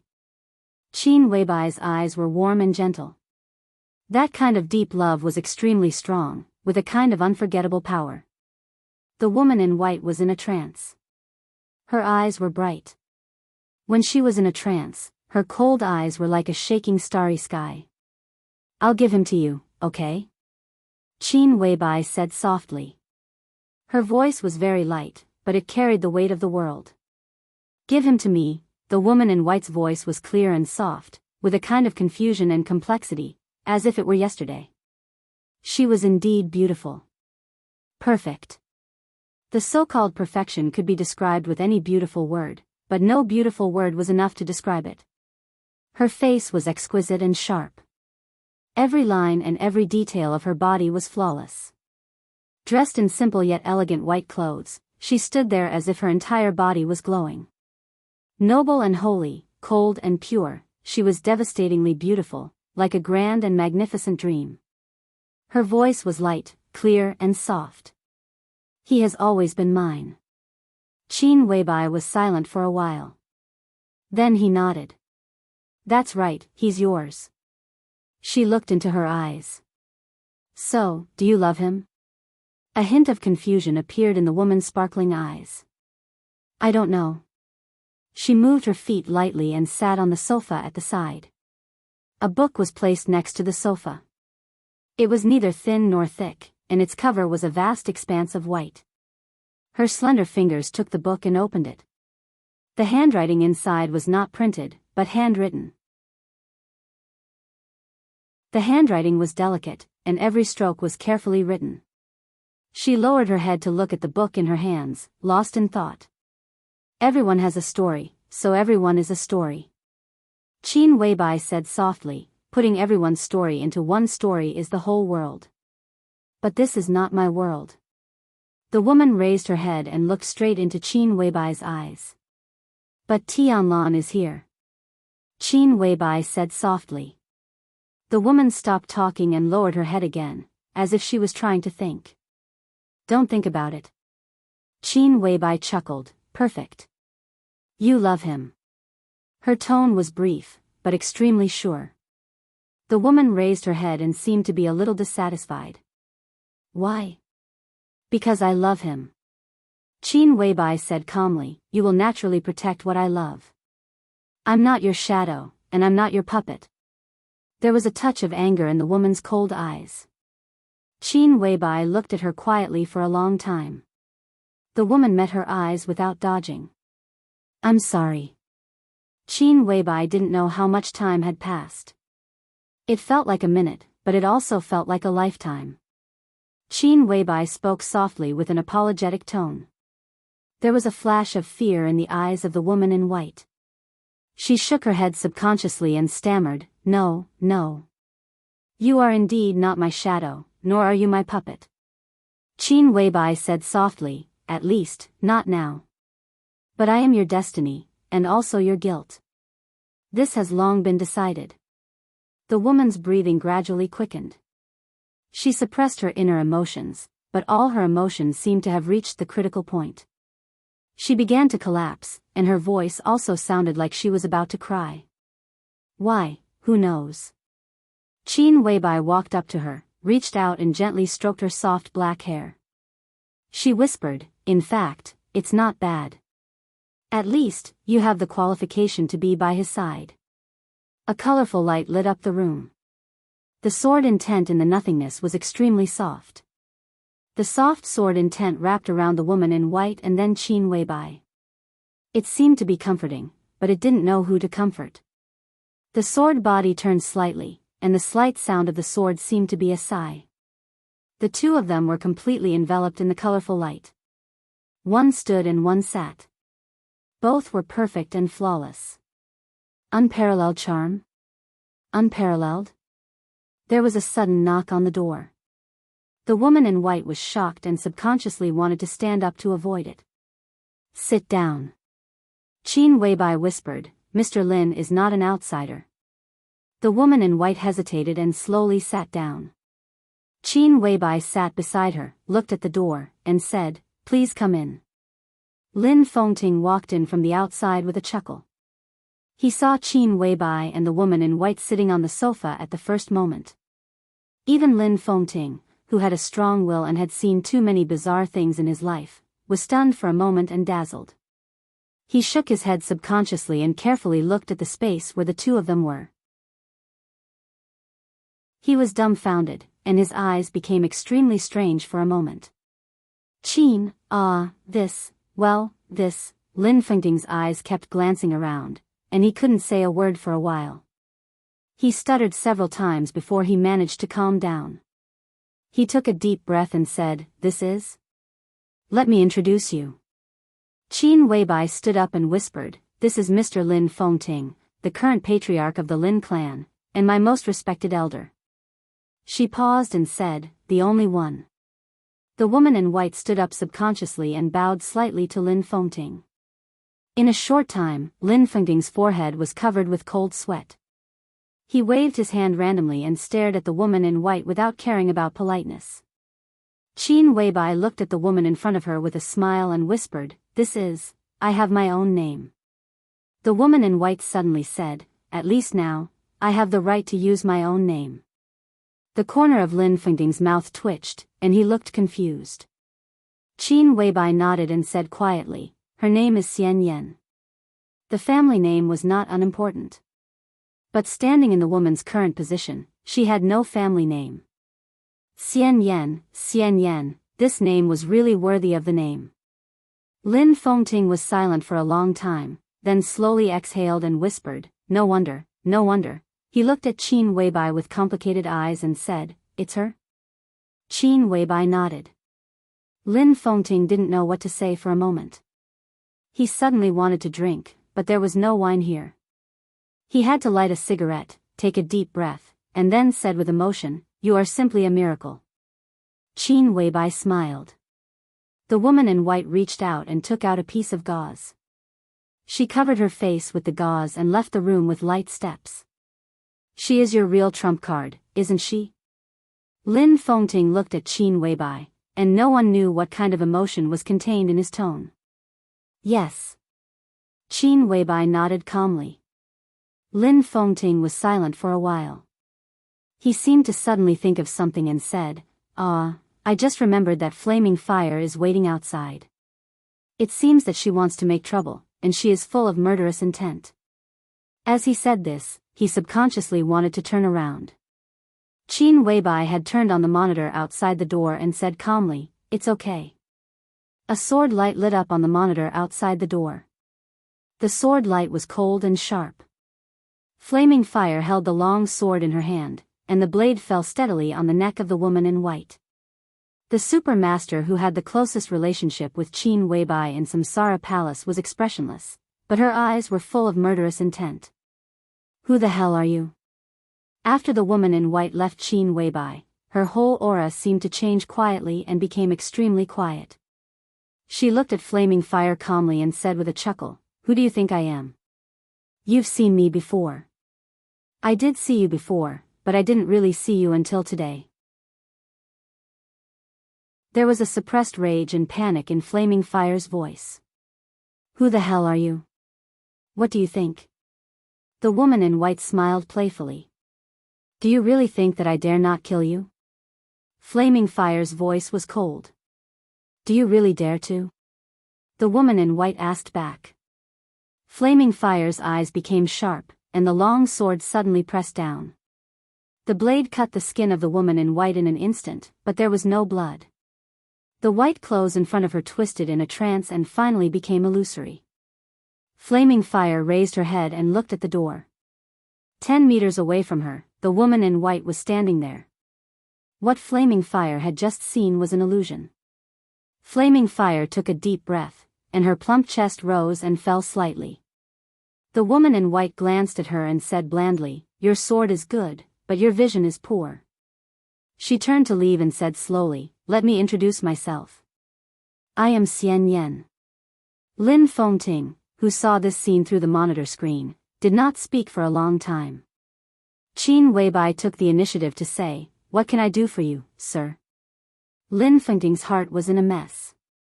He managed to sort out his thoughts and said slowly, "Flaming Fire just said that it's about to start?" "Yes." Qin Weibai poured a cup of tea for Lin Fengting. It's time. But in the current situation, where do we start? Lin Fengting asked. The situation in Eastern Europe should naturally start from Eastern Europe. Qin Weibai said calmly. Lin Fengting was silent for a while, and then tentatively said, the chaos in Eastern Europe began with the collapse of the Polar Ground Alliance. The base alliance is not far from here. Their headquarters can be said to be here. Qin Weibai whispered, since the chaos started here, it will end here. Let's start with the Polar Ground Alliance. Lin Fengting took a deep look at her and did not speak. If I say that Sir is my most respected elder, will you believe me? Qin Weibai suddenly asked. Of course not. Lin Fengting laughed. Boss Qin, what kind of person do you think so highly of me? There must be a reason. Because of your friendship, because of the saint of the Lin clan. Qin Weibai finished a cup of tea, stood up, and said slowly, I don't know the result of this battle. I want to ask you something. Lin Fengting nodded. Go ahead. If I die, everything in the Lin clan for 20 years can be handed over to Xian Yan. I only ask for a cemetery. Then my ashes can be buried on the hill behind the flowing light waterfall of the Lin clan. Qin Weibai whispered. Lin Fengting's face changed, and his eyes were a little bitter. If I am lucky enough to survive, Qin Weibai laughed. At that time, please take me away, sir. Leave. Leave. It was normal to leave.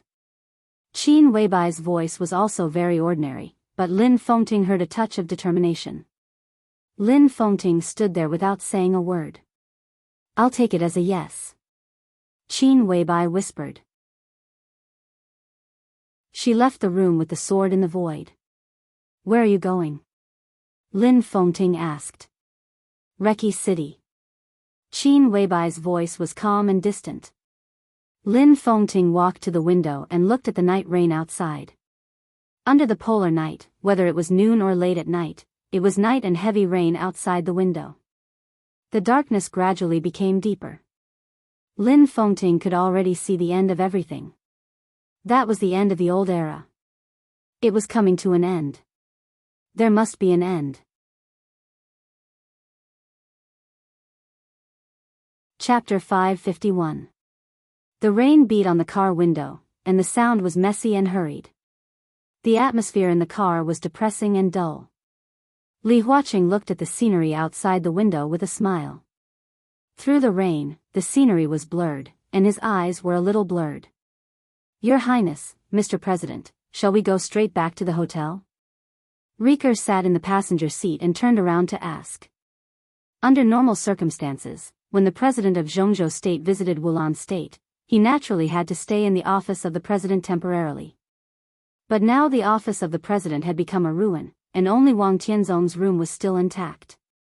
Wulan State could only temporarily arrange the distinguished guests of Jianghu State in the hotel. Li Huaqing sensitively noticed the order of Riker's address. He smiled and said softly, I'm a guest. I'm here for a lot of things, but not much. Mr. Prime Minister, we must have a good chat when we have time. Of course. Riker nodded quickly, and thoughts kept turning in his mind. Li Huaqing only had 5 days to stay in Wulan State, and the other 2 days had to travel to the other 4 countries. Time was very tight. This was his first day. Li Huaqing had a reason to do a lot of things, such as arranging a meeting with the high level of Wulan State and signing the agreement as soon as possible. He also wanted to see Wang Tianzong, who was imprisoned in the office of the president, or visit the Snowdance Corps. In addition, Wulan State also prepared a very high-level banquet. The theme of the banquet was the future development of Eastern Europe. As Jianghu State's position in Wulan State gradually stabilized, the general trend of the whole Eastern Europe gradually stabilized. Everyone knew that if they wanted to survive in Eastern Europe and live well in the future, they had to depend on Jianghu State. Therefore, at this banquet, Wulan State sent invitations to countless families and groups throughout Eastern Europe. At the same time, the delegation brought by Li Huaqing also participated in the banquet. This was the first large-scale banquet held by the forces of Jianghu State and Eastern Europe. To some extent, it could almost determine the pattern of Eastern Europe for at least decades. This could be said to be the most important thing. But the funny thing was that the time of the banquet had not been accurately set yet. Riker had to wait for Li Huaqing's nod. He thought for a moment and said tentatively, "Mr. President, here's the thing. Wulan State has prepared a very grand welcome banquet. Tonight, I don't know, put it off for the time being." Li Tianlan suddenly said, "Tomorrow night." Rick was stunned. He subconsciously wanted to nod, but he felt that something was wrong. He could only continue to look at Li Huaqing, but his eyes were obviously a little perfunctory. Li Huaqing's smile remained unchanged. He looked at Li Tianlan and said softly, "Tianlan, do you have a different opinion?" Li Tianlan looked at the wind and rain outside the window. Under the wind and rain, Reki City was desolate. On that day, his sword lit up in front of the Caesar Hotel and tore up half of the city. The sword was 10,000 meters long, and the damage left in the city had not been repaired yet. At this time, Wulan State was much more lively, but there were still some traces of the war. The Snowdance Corps has 20,000 people. Li Tianlan said calmly, "From I'm to here, more than 2,000 soldiers have fallen. We marched all the way, covering a distance of hundreds of miles, and stained with blood all the way. On the night we beat back the dark forces, more than 1,200 soldiers of the Snowdance Corps fell in the city. We can achieve what we have now because the Snowdance Corps has paid nearly 4,000 lives."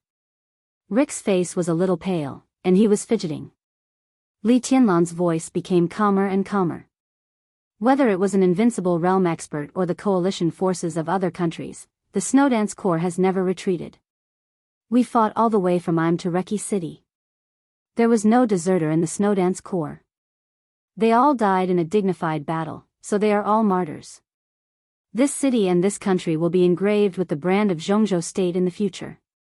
But no one should forget everything here. It has been dyed red by the blood of the martyrs of Jianghu State. He turned to look at Li Huaqing and said calmly, "Mr. President, you shouldn't forget." Li Huaqing was not embarrassed. Instead, he looked solemn. He looked at Li Tianlan, nodded solemnly, and said, "I think I know what I should do today." He glanced at Rick and said gently, "Mr. Prime Minister, let's go to the station of the Snowdance Corps now and inform the rear vehicles. All the members of the delegation have to go." Rick smiled bitterly and nodded. In fact, when the president of Jianghu State visited Wulan State, everything was arranged in advance. However, there was a small disagreement between Rick and Li Tianlan. Li Tianlan's meaning was very simple. On the first day of Li Huaqing's arrival in Wulan State, he had to visit the Snowdance Corps. The ashes of nearly 4,000 martyrs had not yet been buried, and the star flag of Jianghu State had already flown up in the Hero Square in the center of Reki City. For Li Tianlan, it was his most important thing to bury thousands of martyrs. However, Rick also had his own pressure.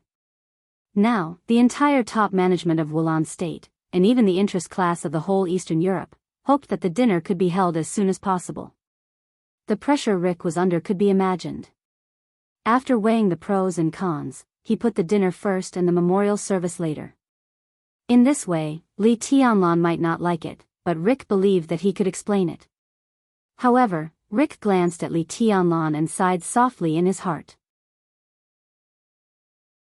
He picked up the walkie-talkie and began to instruct the motorcade to turn around. The Snowdance Corps was still temporarily stationed in the parade square in front of the office of the president. When the luxurious motorcade drove into the square, all the top management of the Snowdance Corps had arrived. The soldiers, injured or not, were all gathered in the square. When Li Huaqing got out of the car, there were only a little more than 10,000 elites stationed in Reki City now. They raised their hands and saluted at the same time. The wind and rain were messy, but a whistling sound broke out in the square because of the tens of thousands of people raising their hands. In an instant, it seemed that even the wind and rain between heaven and earth had become fierce. Li Tianlan followed Li Huaqing. The top management of the Snowdance Corps came over. Cool breeze and drifting clouds stood on the left and right. Standing in the middle of them was Tribulation, who had just come out of the hospital. Tribulation's body was still weak and his face was pale, but his body was as sharp as a sword. Li Huaqing shook hands with him and said gently, "How's your injury?" "I'm fine." Tribulation's voice was clear and indifferent. Such an occasion was obviously not suitable for detailed discussion. He pointed to the temporary high platform in the center of the square and said softly, "President, please." Li Huaqing took a deep breath, looked at the soldiers of Jianghu state who raised their hands and saluted him, and strode to the high platform. There were no flowers on the high platform, only a microphone. Li Huaqing stood on it and was instantly drenched by the wind and rain. Li Huaqing held the microphone, his eyes calm and dignified. The next second, his voice resounded throughout the square and the whole world. "You are all heroes of Jianghu state, the pride of Jianghu state. I am Li Huaqing. Today, at this moment, I promise you in the name of the President of Jianghu State that Jianghu State will never let down any martyr or soldier. In this war, whether survivors or victims, Jianghu State is proud of you. Today, I am here, with you, to send all the martyrs on their way." In the wind and rain, Li Huaqing's voice was clear and loud. This speech of less than 10 minutes had no passion, no blood, only calm and solemnity. In the square, countless members of the Snowdance Corps began to turn and walk to the Hero Square in the center of the city. Li Huaqing walked down the high platform, looked at the empty office of the president, and looked at the only intact room in sight. He was silent for a while. "Let's go and see Tianzong." He looked at Li Tianlan and said calmly. It was not a question. Li Tianlan nodded and led the way. At the funeral of the Snowdance Corps, there had to be a president and a sword emperor. There had to be a sword emperor. Wang Tianzong was still practicing calligraphy. Everything outside seemed to have no effect on him. He stood in front of the table with a pen, so focused. When Li Tianlan and Li Huaqing came in, he did not look up and just said casually, "You're here?" "I just arrived." Li Huaqing looked around with a chuckle and said, "It seems that you're doing well here. It's good to be able to cultivate one's body and mind." Wang Tianzong spoke calmly and wrote calmly. A lot of rice paper had been scattered in the room. It was densely packed, and the strokes were light and restrained. At the end of each stroke, there was a character. Li Tianlan quietly looked at the countless rice papers full of handwriting. There was clearly no sword intent around him, but the power in each stroke made him feel as if he couldn't breathe. His gaze fell on the last piece of calligraphy. Wang Tianzong's last stroke was very short. "How's my handwriting?" he asked softly. "Good handwriting." Li Tianlan did not hesitate. He nodded directly and said affirmatively. "Good handwriting?" Wang Tianzong smiled and suddenly waved the pen in his hand. One word was like a sword. In an instant, Wang Tianzong seemed to wave a sword in front of Li Tianlan. Everything in front of him disappeared in front of Li Tianlan. The house, the president, and the sword emperor completely disappeared. There was only one sword left in his sight. There was no sword energy or killing intent. It was light and dignified, pure sword. Li Tianlan suddenly closed his eyes. His eyes seemed to be stimulated by something, and tears kept flowing. Wang Tianzong's voice sounded in his ear. "Your sword is very important to my achievements today." Li Tianlan laughed self-deprecatingly. That night, he and Wang Tianzong fought across half of the city, but the fundamental purpose was to mislead Wang Tianzong. But Wang Tianzong was not misled. Instead, he completed the sword and completely completed his sword intent. Li Tianlan opened his eyes and looked at Wang Tianzong. Wang Tianzong's eyes were gentle and deep, like the sky and the sea, unfathomable. "You flatter me," Li Tianlan said calmly. "That's the truth." Wang Tianzong turned back, picked up the calligraphy, and said quietly, "In return, this calligraphy is for you." Li Tianlan quietly looked at the calligraphy in Wang Tianzong's hand. There was rice paper everywhere in the room, and Wang Tianzong's notes were everywhere. But the notes were not the same. In other words, they were decreasing. Wang Tianzong's first stroke was full of hundreds of words, and the fewer the words were at the end. At this moment, there were only 2 sentences left in Wang Tianzong's hand. Each stroke was simple but majestic. The signature was Beihai Tianzong. There was no surname. With Beihai, there was no need for a surname. Li Tianlan stared at the handwriting in front of him. 2 simple sentences, but they showed the spirit of the Sword Emperor. The unparalleled sword in the world. I am the most ambitious person in history. Between the strokes, the sword intent formed a storm and completely swallowed Li Tianlan. I am the most ambitious person in history. What a peerless sword. Li Tianlan was silent for a long time before he said in a hoarse voice, perfect.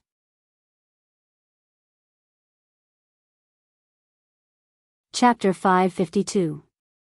For Wulan State, the hero square in Reki City had been endowed with a lot of sacred meaning since the founding of the country.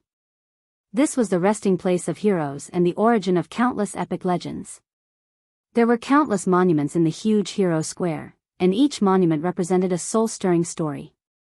This was the most sacred place in Reki City, and it was also the cemetery chosen by Li Tianlan for the victims of the Snowdance Corps. It was raining heavily and the sky was dark. Tens of thousands of elites of the Snowdance Corps had completely surrounded the hero square. There were 3 extremely tall flagpoles in the center of the square. The star flag of Jianghu State was hung on the highest flagpole. Even in the heavy rain, it was still flying. A little lower than the star flag was the flag of Wulan State, and the flagpole on the left side of the star flag was still empty. Cool breeze and drifting cloud, dressed in military uniform, stood under the flagpole, holding a scarlet military flag and standing solemnly. The usually quiet and elegant hero square had been completely replaced by a warm scarlet color. The intense scarlet color covered the center of the square, and even the monuments around it had become pale under the illumination of the intense color. That was the military flag of the Snowdance Corps, which was made by Prime Minister Riker himself. The pattern of the military flag was simple and clear. An extremely sharp golden long sword was outlined on the scarlet base. Golden spots of light were dancing around the long sword, like flying snow, flames, and falling blood. This was the military flag that Wulan State had started making a few days ago. It was nearly thousands of meters long and wide. At this time, the huge scarlet flag was spread on the hero square. This scarlet color seemed to be integrated with heaven and earth. All the experts above the fire-flaming realm of the Snowdance Corps gathered around the huge military flag. There were more than 10,000 soldiers of the Snowdance Corps, and there were actually many experts in the fire-flaming realm. However, the military flag, which almost covered the entire square, was so big that even if all the experts in the fire-flaming realm stood there, they still seemed extremely sparse. But in terms of function, hundreds of experts in the fire-flaming realm were enough. In the strong wind and heavy rain, every expert in the fire-flaming realm was controlling his own power. The surging heat waves completely dispelled the chill between heaven and earth and evaporated the rain. In the rainy weather, the whole square was dry. The military flag of the Snowdance Corps was still scarlet and unstained by dust. Under this huge military flag, the ashes of nearly 4,000 people who had sacrificed their lives were quietly placed. The ashes were light, but for Jianghu State, they weighed more than anything else. From the high-level members of the Snowdance Corps to the soldiers, all stood quietly in every corner of the square. There was no wind or rain, no cold or sound here. It was so quiet that it seemed to be frozen. When Li Huacheng and Li Tianlan came to the hero square, they saw such a quiet and almost eternal scene. Wang Tianzong, who had walked out of the office of the president, stood not far from the 2 of them. Looking at this scene, he narrowed his eyes. I should have come here earlier. Li Huacheng watched this scene quietly. He was silent for a long time before he spoke softly. It's not too late. Li Tianlan looked at the military flag below and said calmly. Thank you. Li Huacheng took a deep look at Li Tianlan and said, Thank you for letting me come here. As the president of Jianghu State, it would be a sin for me to come here 1 minute late, let alone 1 day late. A hero's soul must not be desecrated, He looked at the hero square, which was so calm that it was almost frozen, and said in a deep voice. I only know that many people here died unjustly.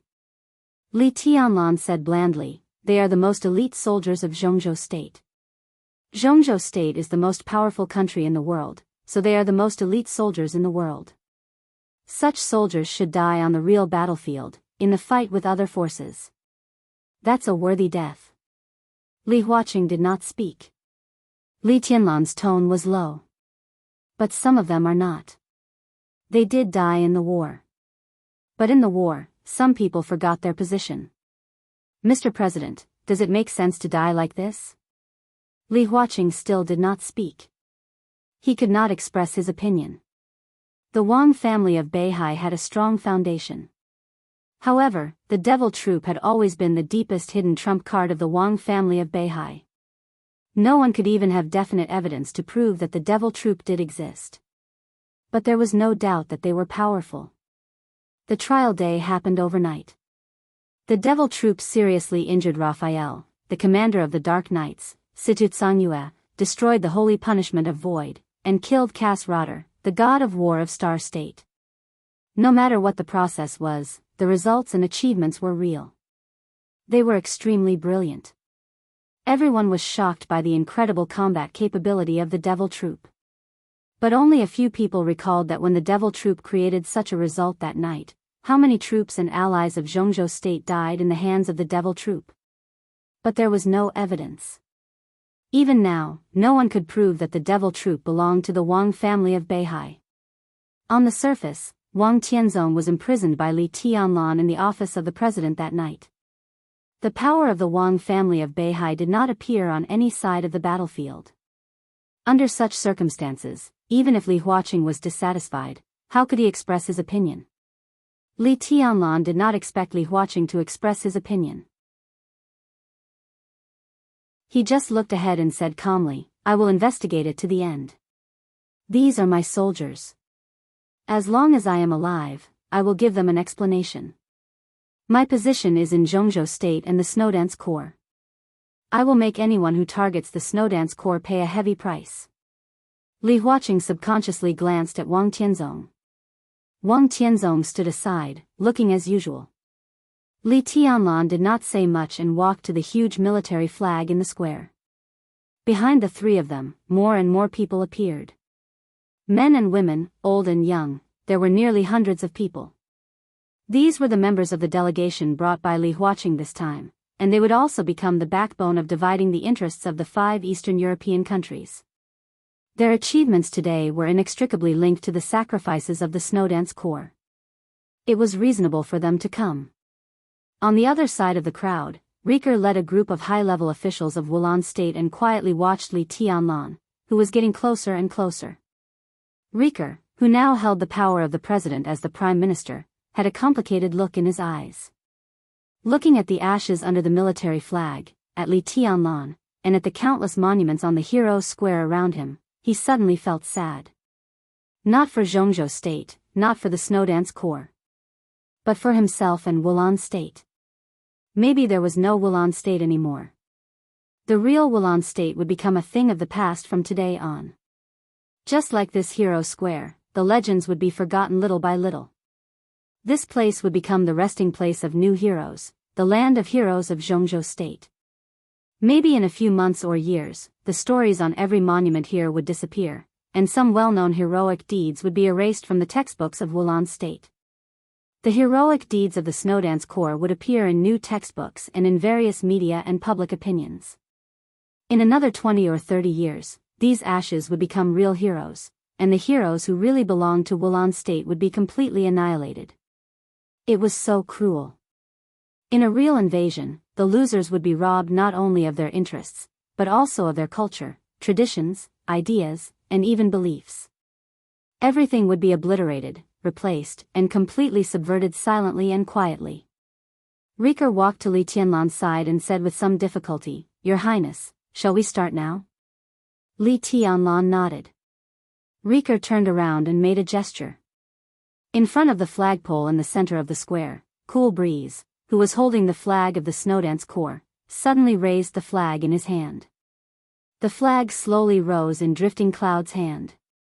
The national anthem of Jianghu state resounded throughout the Hero Square, throughout Reki City, and throughout Wulan state. At this moment, in every city and every corner of the 5 countries in Eastern Europe, schools, businesses, governments, everyone was mourning and praying. The lingering national anthem was loud and passionate. The elites of the Snowdance Corps in the square moved. The huge military flag on the ground was lifted little by little. The soldiers of the Snowdance Corps carefully picked up the urns one by one and put them into the pit dug nearby. The content of the monument on the square would be gradually replaced, and the lives of all the victims would be engraved on the monument. Li Tianlan and even Li Huaqing picked up the cinerary casket and gently put it in. The wind and rain continued. The singing became more and more majestic. Tens of thousands of soldiers of the Snowdance Corps raised their guns at the same time. The sound of gunfire roared in the city and surged into the sky. Li Tianlan, dressed in a marshal's uniform, was the first to pick up the shovel and silently buried the earth in the roar of gunfire. The national anthem slowly stopped. The sound of gunfire disappeared. Tens of thousands of elites of the Snowdance Corps began to gather together again. The military song that once belonged to the Border Control Corps sounded in the square. The tune was leisurely, not sad, only a touch of pride and nostalgia. There were new graves everywhere in the Hero Square. Perhaps a long time later, the new graves here would also become flat and become a square again. But as long as Li Tianlan was still alive, as long as the Li family was still there, it would always be the most sacred place in the whole of Wulan state and even the 5 countries in Eastern Europe. In the singing, the old era of Wulan state was completely buried. Li Huaqing, with a solemn face, raised his hand to salute. All the soldiers of the Snowdance Corps raised their hands to salute at the same time. Wang Tianzong also raised his hand. Only Li Tianlan didn't. Under everyone's gaze, Li Tianlan slowly took a step forward. There was a vast expanse of new graves. His eyes were in a trance for a moment, and his knees bent slightly. In the eyes of the world, he knelt down in front of the new graves. In an instant, tens of thousands of soldiers of the Snowdance Corps suddenly fell silent. Li Huaqing's face changed slightly, and he subconsciously said, "Marshal Li, what are you doing?" Wang Tianzong's eyes had narrowed tightly. Li Tianlan shook his head and said calmly, "As I said, some brothers here died unjustly. Today, I swear in front of all the brothers that some people have to pay the price for doing something wrong. I will seek justice for them and let them die a worthy death." He lowered his body and his head hit the rain-soaked floor heavily. Once, twice, 3 times. Heaven and earth were silent. All the soldiers of the Snowdance Corps looked at this scene in a daze. At this moment, there was no Li Huaqing or Wang Tianzong in their eyes. There was only the figure kneeling and kowtowing. That was their marshal. Li Tianlan kowtowed 3 times heavily and slowly got up. Wang Tianzong's face suddenly changed. He raised his head and looked around. Li Tianlan straightened up. As if heaven and earth corresponded, lights suddenly appeared in the dark sky. The quiet light enveloped the whole square. It was a riot of colors. The light appeared from all directions and gathered toward Li Tianlan crazily. Li Tianlan raised his head and was in a daze. He subconsciously stretched out his palm. The outstretched palm seemed to be pressed down by something in the nothingness. In an instant, the colorful light surged and shot wildly. Endless colorful light rushed out of the light and went straight up into the sky. The wind and rain all over the sky dissipated. Li Tianlan stood there. His hand grasped a rainbow, vast and boundless, incomparably dazzling. It was like a miracle.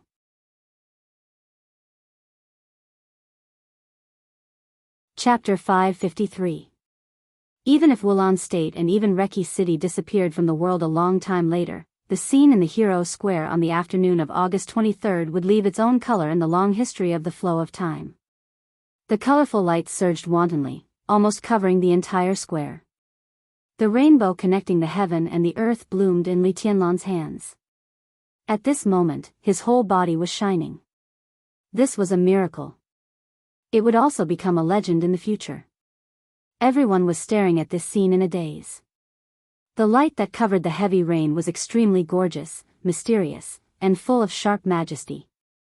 No one could explain such a scene. Because of the unknown, everyone was in awe. Was it a blessing from heaven?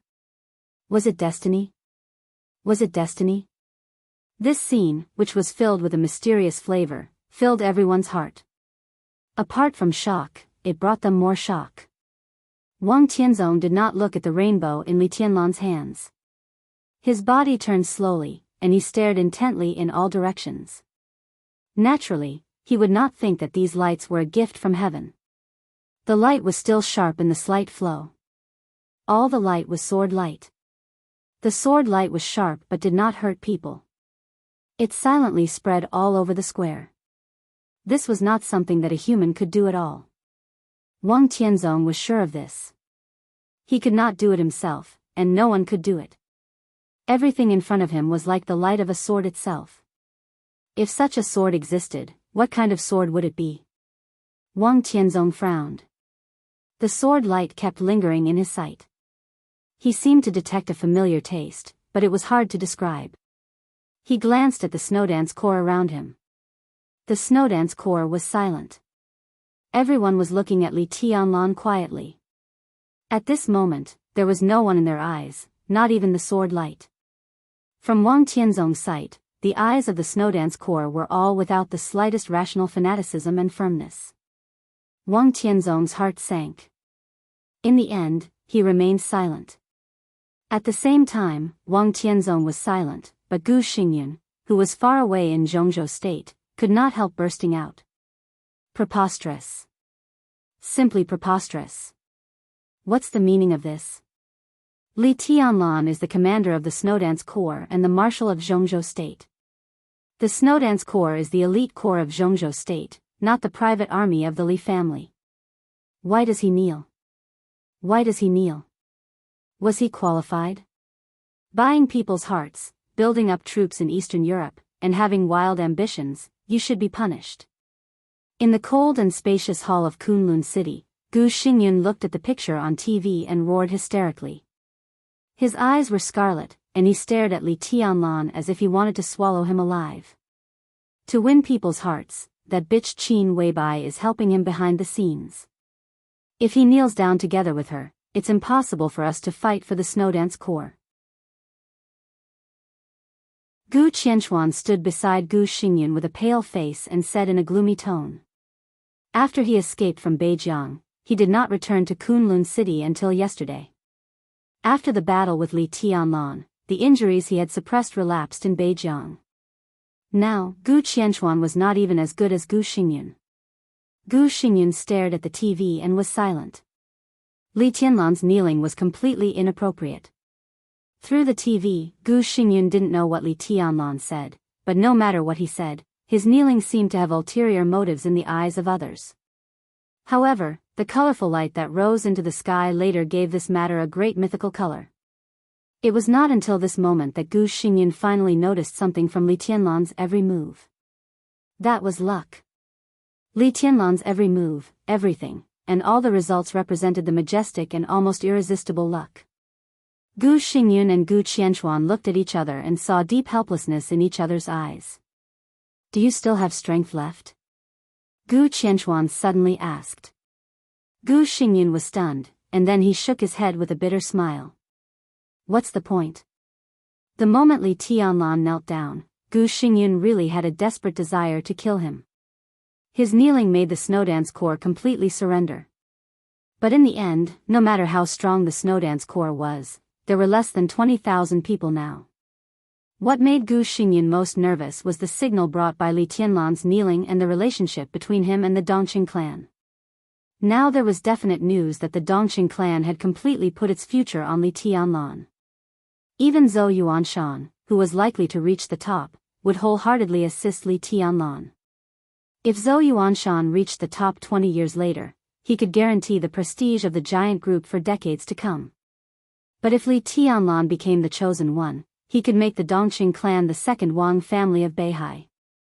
The Dongqing clan naturally knew which was more important. Li Tianlan's kneeling showed his attitude toward the Dongqing clan, which was undoubtedly what many people in the giant group liked. It also meant that it would be smoother for Li Tianlan to take over the authority of Dongqing Wudi in the future. A Li family that controlled the giant group might not be as powerful as the Li family in its heyday, but its strength was directly related to Li Tianlan's strength. Li Tianlan now had the combat capability of the invincible realm. What if he officially broke through to the invincible realm in a few years? With the potential and combat capability that Li Tianlan showed now, once he officially entered the invincible realm, Gu Xingyun did not dare to say that he would be his opponent even without stabilizing his realm. Gu Qianchuan asked him if he still had strength left at this time, undoubtedly to let Gu Xingyun kill him at all costs. Even if I have strength left, can I really sneak into Reki City and kill him? After all, he is the marshal of Jianghu state. Gu Xingyun said. Why not? Gu Qianchuan said quietly. Gu Xingyun raised his head in astonishment. In his sight, Gu Qianchuan's pale face was calm. Gu Xingyun also understood. Why couldn't he kill him?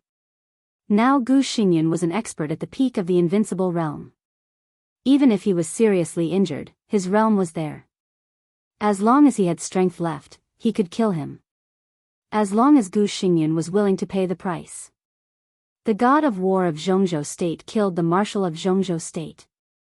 In any case, Gu Xingyun could not escape the responsibility. Even if he did not have to pay with his life, he was bound to be imprisoned for life. But if Li Tianlan died, Kunlun City would have time. Even if Kunlun City lost Gu Xingyun, it still had Gu Qianchuan. Kunlun City had been rooted in Jianghu state for more than 20 years, and the special warfare group had gradually become mature.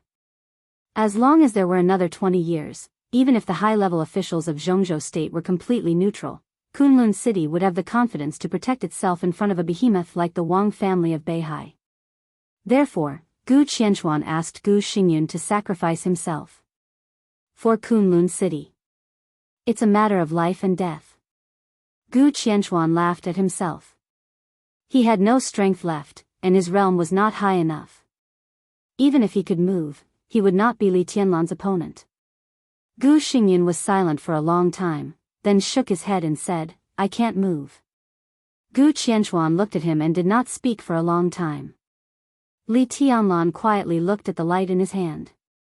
Others were shocked, angry, admiring, and thoughtful. But his whole consciousness had been completely occupied by the sword light in front of him. The sword light with extremely pure sword intent wrapped him up. The light formed by the sword intent and the sword chi appeared in an extremely calm manner. It was completely unfolded in front of him. It was so strange and so familiar. It seemed familiar. Li Tianlan felt the emotion. It was light and strong emotion. It was joy, intimacy, excitement, approval, docility, and dependence. The sword light in front of him seemed to be alive, constantly jumping in Li Tianlan's hand. He had a sword in his hand. Li Tianlan could not see what the sword looked like, but he could clearly feel that the sword seemed to whisper something in his hand. This is the real peerless sword. Wang Tianzong's voice sounded beside him. Sword Emperor, who had been incompatible with the Snowdance Corps, walked to Li Tianlan's side and looked at the light in his hand seriously. There was a little joy in his tone. What do you see? Li Tianlan asked softly. Nothingness. Wang Tianzong said calmly, but it's very real. He could not see the sword either. But between nothingness and reality, what he felt was the purest sword intent. A real sword should be like this. So should martial arts. A real sword should be alive and have a soul. It could perfectly carry anyone and any level of sword energy. The invincible sword. Wang Tianzong's tone was calm. It stands here and doesn't need to be controlled. Its sword energy is already equivalent to a peak invincible realm expert. Li Tianlan's expression became a little strange. Now in the whole dark world, there were only 5 confirmed experts at the peak of the invincible realm. Wang Tianzong, deity, Lin Fengting, the master of Samsara Palace, and Arsis. Should this sword of nothingness be added now? If this sword was ranked on the divine list, wouldn't it be ranked above Gu Xingyun? Li Tianlan did not find it funny. Instead, he felt a little cold. If so, what kind of sword was it? Who made it? The sword in nothingness seemed to feel Li Tianlan's mood. The sword light trembled slightly in his hand, with a little grievance and dissatisfaction, like a child acting coquettishly. Li Tianlan was a little speechless. Wang Tianzong took a deep breath. He also did not know what kind of sword it was, but he was sure that even if the coldness of 9 states was successfully cast with the human emperor, its spirituality would not reach this level. Your Excellency, can you show up? Wang Tianzong looked at the void with a serious expression and asked. His tone was very respectful. Not because of its strength, but because the sword itself was a miracle. With this sword, no weapon in the world could shake its position as the first divine weapon, whether it was the murderous weapon, listen to the sea, or even the coldness of 9 states. The sword in nothingness did not respond, nor did it have any emotion. Wang Tianzong waited quietly. With his current strength, he might be able to try to forcibly control this sword. But what could a sword equivalent to the peak of the invincible realm do even if he controlled it? It did not belong to him. If he really held it in his hand, not only could he not use it, but it was equivalent to carrying a time bomb. The colorful light slightly fluctuated in Li Tianlan's hand. Some sword light wrapped around Wang Tianzong's body, with faint emotions. That emotion was not hostility, killing intent, or disgust. There was intimacy, but with a touch of complexity and helplessness. The sword whistling in the void seemed to be a sigh. All the emotions slowly disappeared, completely converged, and returned to nothingness. At this moment, it was no longer a life, but a sword, a pure sword. The sword was in Li Tianlan's hand. Wherever the long sword pointed, the tip of the sword pointed. Li Tianlan slowly lowered his palm. The 7-colored radiance that filled the sky instantly boiled. In the void, the sword continued to rise, faster and faster, disappearing into the distance in an instant. The 7-colored light slowly dissipated. The wind and rain did not fall for a while. There was no sunlight between the heavens and the earth. It was murky and pure. What do you think? Li Tianlan asked suddenly. He and Wang Tianzong were enemies, but in the field of sword intent, only Li Tianlan was qualified to discuss swordsmanship with Wang Tianzong. Even if they were enemies, they would be lonely when they didn't see each other. Wang Tianzong felt the direction where the sword light disappeared and was silent for a long time. He thought of the coldness of 9 states cast by the Wang family of Beihai. The coldness of 9 states was not as good as this sword. It was inserted into the spirituality, but it was lacking in the sword qi.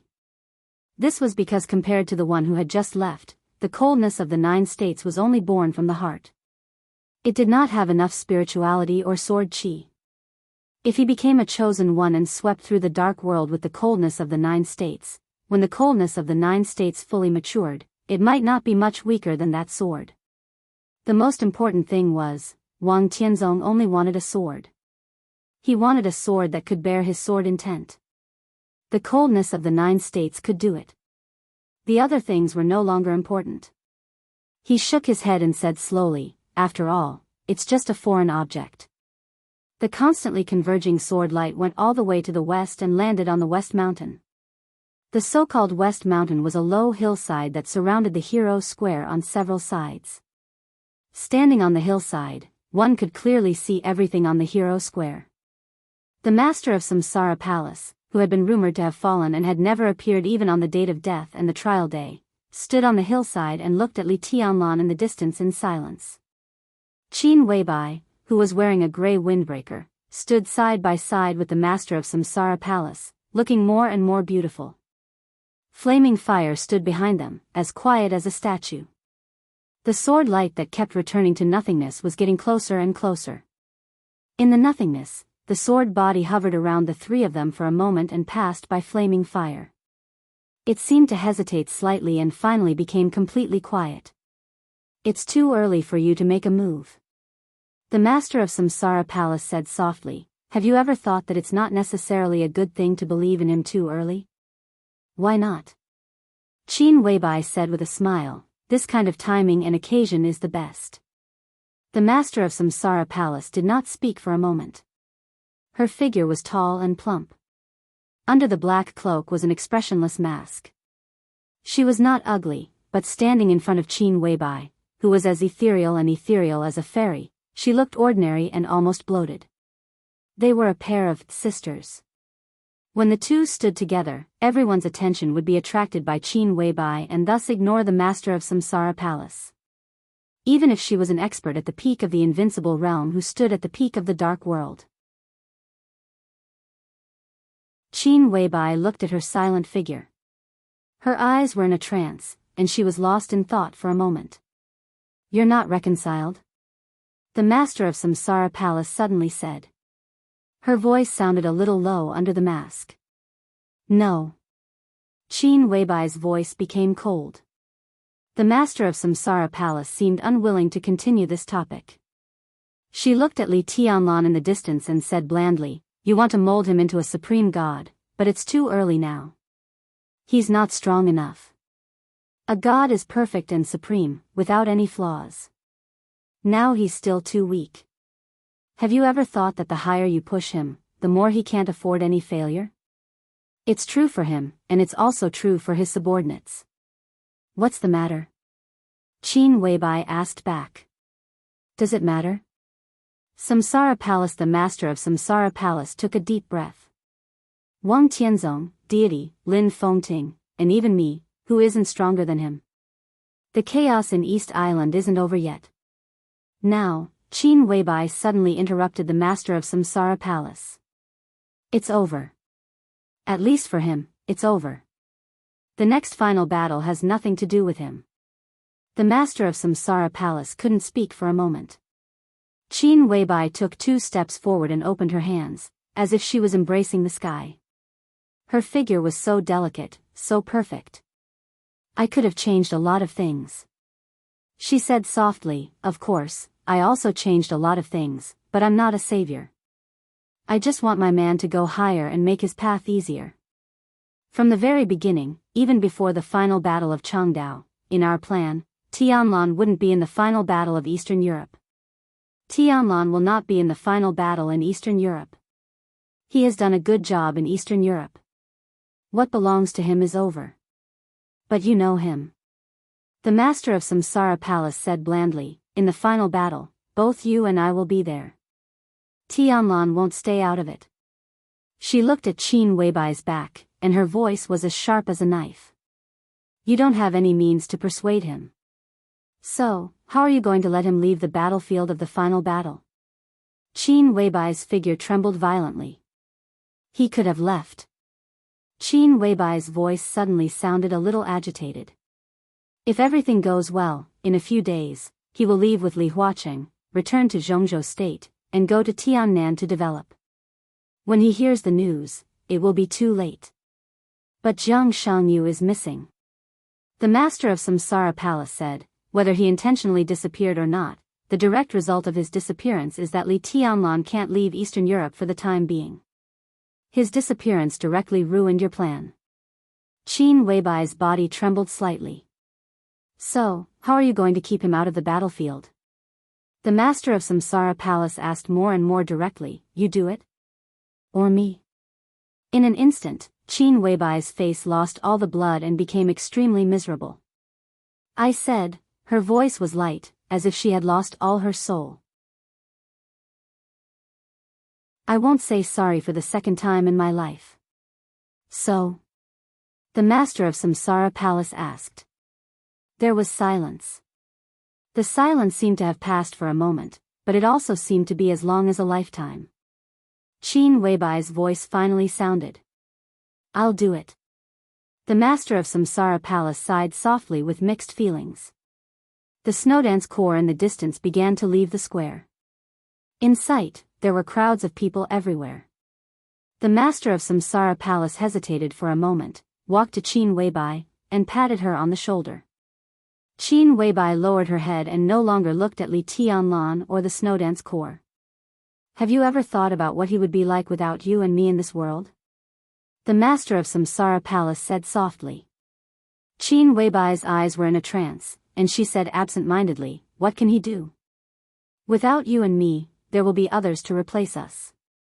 If he doesn't meet me, he will still enter the Sky Academy. Maybe there will be no final battle of East Island, but he will still rise quickly in the Sky Academy, and then his identity will be exposed. She said quietly in a sad voice, then, he may enter the Wang family of Beihai because he can't bear the pressure he can't bear at all. He will find his own way to be the chosen one and sweep the dark world with the divine weapon given to him by the Wang family of Beihai. He will meet Phoenix Pavilion, 1 or 2 women he loves deeply, and they also love him deeply, but they are destined to die with each other. Just like Li Kuangtu, the old things keep reincarnating. He will die under the sword of his woman, and the Li family will disappear completely.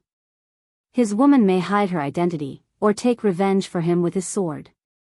That may be the era of women. The master of Samsara Palace listened to her quietly without saying a word. The former is sad, and the latter is boring. Finally, Qin Weibai concluded. Boring. The master of Samsara Palace's voice was calm. It's really boring. Qin Weibai nodded. Let's go to see Tianlan. The master of Samsara Palace's body hesitated for a moment. Qin Weibai looked down at her clothes. A gray lady's trench coat, a white scarf, a white cotton shirt, black straight pants, and high heels. She never dressed herself up, but any clothes on her had a kind of dazzling brilliance. Qin Weibai was silent for a while and said, let's change clothes and go. The master of Samsara Palace nodded. Okay, let's go back to the hotel first. The Manlasai Hotel has been completely cordoned off. It's the place where Wulan State arranged President Li Huaqing to live. I've booked a room in a nearby hotel. Flaming Fire, who had been silent, suddenly became angry. She took a step forward and looked at Qin Weibai. The master of Samsara Palace didn't say anything.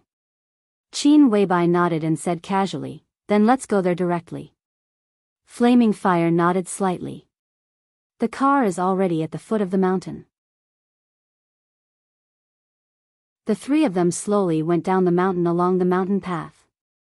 Along the way, Flaming Fire wanted to say something but stopped on second thought. Qin Weibai didn't seem to notice Flaming Fire's state. Her steps were light and weak. The master of Samsara Palace quietly reached out and grabbed Qin Weibai's arm. She looked at Flaming Fire and asked aloud, what do you want to say? Flaming Fire glanced at the master of Samsara Palace and ignored her. The master of Samsara Palace narrowed her eyes slightly and snorted softly. A black car made in Eastern Europe was parked at the foot of the mountain. The 3 of them got in the car in silence. Flaming Fire sat in the driver's seat, silent and motionless. Finally, Qin Weibai looked at her and said slowly, what do you want to ask? What clothes do you want to change, boss? Flaming Fire hesitated for a while and finally asked directly. Changing clothes is changing clothes. Have you prepared a lot of clothes? Qin Weibai asked curiously. Flaming Fire turned to look at Qin Weibai's bright and crystal eyes and said stubbornly, you know what I mean. She paused and continued, I will never agree. Qin Weibai reached out and tidied the hair in front of Flaming Fire's forehead. She said softly, don't think too much. I didn't think too much. Flaming Fire said quietly, I just don't agree. She turned to look at the master of Samsara Palace and said with cold eyes, why? The master of Samsara Palace did not speak. Flaming Fire sneered and said, do you deserve it? Enough. Qin Weibai suddenly opened her mouth and said coldly. Flaming Fire's fierce momentum stagnated for a moment and finally fell silent. I don't want to go to the hotel. After a long time, Flaming Fire said softly. For some reason, her eyes were slightly red. You have to let Tianlan see it. Qin Weibai said softly. She touched Flaming Fire's head and said, drive. Flaming fire was silent. From Mormons to Reki City, they took a private plane and didn't stop. The reason for all of this was actually so simple. It didn't matter whether they missed her or not. The important thing was to let Tianlan see it. Look at her. Look at her. And her.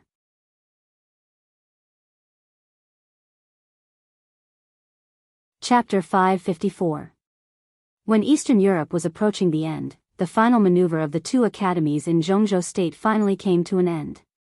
After the maneuvers, the statistics of credits were handed over to the presidents of the two academies as soon as possible. The presidents of the two academies reported the credits to Kunlun City. After the verification, Kunlun City would distribute a series of rewards and treatments to each force and each young student according to the credits. Then it was the graduation ceremony. The high-level officials and teachers of the two academies would spend a few months summarizing the teaching situation of this year, exchanging experiences, reiterating the strength of each teacher, transferring personnel, rewarding teachers with outstanding achievements in the past 3 years, and formulating the teaching direction and focus of the two academies for the next year. Then it was the annual leave and a short vacation. After the vacation, when the personnel of the two academies were completely stable, the two academies announced the enrollment requirements of the new year. Kunlun City and the Army headquarters jointly issued a document, which was transmitted to the entire military world and the special warfare system. Any young elites who met the enrollment requirements and were interested in entering the two academies would choose the Sky Academy or the Deep Sea Academy. Then the teachers of the two academies would lead teams to various places for the assessment. After the assessment, the new classes of the two academies would officially start again at the end of March or the beginning of April next year, around the Qingming festival. To some extent, the final result of the last maneuver of the two academies directly affected the direction of the new students' choice and the support of the military and the special warfare system for the two academies. So Zhuang Huayang was very busy. The Sky Academy really shone in this year and completely left the Deep Sea Academy behind. Li Tianlan's rise directly broke the pattern of the young generation and even the entire Zhongzhou state experts. The Deep Sea Academy originally had Jiang Shangyu, Dongqing Rushi, and Song Ci. From the beginning, the Deep Sea Academy's glory was far stronger than that of the Sky Academy. But Li Tianlan defeated 3 young chosen ones and many elites in one fell swoop in the final maneuver, which also completely shattered the pride of the Deep Sea Academy. From the beginning to the end of the maneuver, the East Emperor Palace only participated in the team maneuver on the first day, and only Li Tianlan participated. But the credits accumulated by the East Emperor Palace had more than twice that of the second place, the 3000 world. The East Emperor Palace was the force of the Sky Academy, and all this was naturally the glory of the Sky Academy. As the Dean of the Sky Academy, within 24 hours after the maneuver, Zhuang Huayang had been commended many times by the parliament, the cabinet, the military, and Kunlun City. After all, the total credits of the Sky Academy in this maneuver had surpassed that of the Deep Sea Academy. With such a brilliant achievement, the Parliament of Zhongzhou State almost unanimously approved the appointment of Zhuang Huayang to continue to serve in the Sky Academy. Zhuang Huayang naturally knew the reason. From this moment on, although he was still the backbone of the academics, he had already stepped on the boat of the East Emperor Palace. On the surface, he stayed in the Sky Academy to commend his achievements, but there was more than one kind of commendation. With his age and military rank, the high-level officials of the army headquarters and Kunlun City had talked to him before, hoping that he could serve in the Ministry of National Defense and serve as the deputy minister after this term. In fact, it was tantamount to giving him an idle job in retirement. Of course, this retirement position was what everyone dreamed of, and it might not be worse than now. However, after thinking for a long time, Zhuang Huayang finally expressed the idea of continuing to shine in the Sky Academy. His care for Li Tianlan was well known. Nowadays, the Academy, the giant group, and Sai City were very close, and the core figure was Li Tianlan and the East Emperor Palace. It could be foreseen that as long as Li Tianlan went all the way up in the future, Zhuang Huayang sitting in this position was unlikely to step down. Instead, he would always hold the power of the Sky Academy and attract talents for the East Emperor Palace. The Academy would also intervene in the special warfare system with the rise of the East Emperor Palace's status. The cooperation between the two sides was a complete win-win situation. Zhuang Huayang might have to wait until the East Emperor Palace was strong enough to decide the sensitive position of the Dean of the Sky Academy. But at that time, Li Huaqing had already left the office and gave up the supreme power. The academics, which was in a dormant period, could negotiate with the powerful East Emperor Palace on this issue and find a new direction of cooperation, such as the current governor of Jianghu, Ziyuanshan. Knowing his position clearly, Zhuang Huayang naturally knew what he should do. As soon as the maneuver ended, he sent a notice to the East Emperor Palace and invited them to return to the Sky Academy to confirm the future development direction. This matter could even be said to be the most important thing for Zhuang Huayang.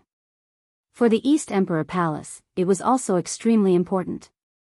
The sun shone in the spacious office. Zhuang Huayang held a list in his hand and looked at it attentively. Sitting opposite Zhuang Huayang, Li Beidian calmly watched Zhuang Huayang frown. After a long time, Zhuang Huayang put down the list in his hand and said slowly, "You actually want all of these people?" There were thousands of students in the two academies, but there were only hundreds of elites who could really enter the eyes of the major forces. The East Emperor Palace naturally had no right to be picky. As a new force, even with Li Tianlan in charge, the scope of the East Emperor Palace's selection of talents was still extremely narrow. The graduates of the two academies were their biggest market. This market was indeed very large. In the eyes of Kunlun City, there were nearly 100 students who applied to join the East Emperor Palace. In the eyes of Wang Qinglei, this list had already exceeded 100 people. But looking at the entire Sky Academy, this year, there were more than 860 students who wanted to join the East Emperor Palace and had submitted applications to the political departments of the two academies. The East Emperor Palace was also generous enough. They wanted to accept more than 800 people without leaving a single one. Zhuang Huayang was a little worried. He took a deep look at Li Beidian and said slowly, "Do you know what this means?"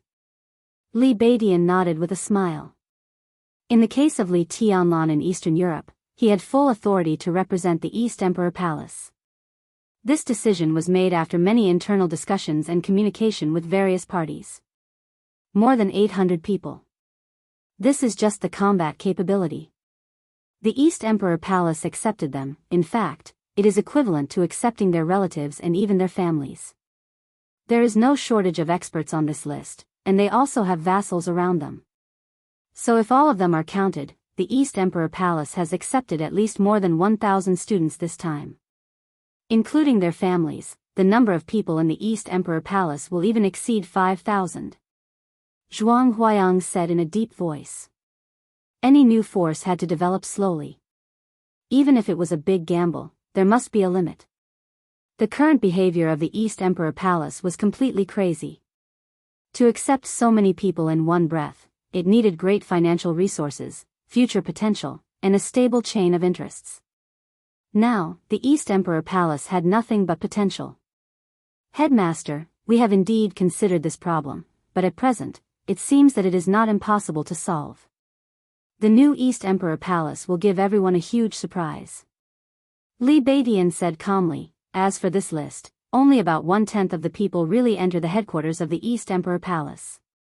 The East Emperor Palace will set up a new branch in the near future, and most of the people on the list will develop in the branch.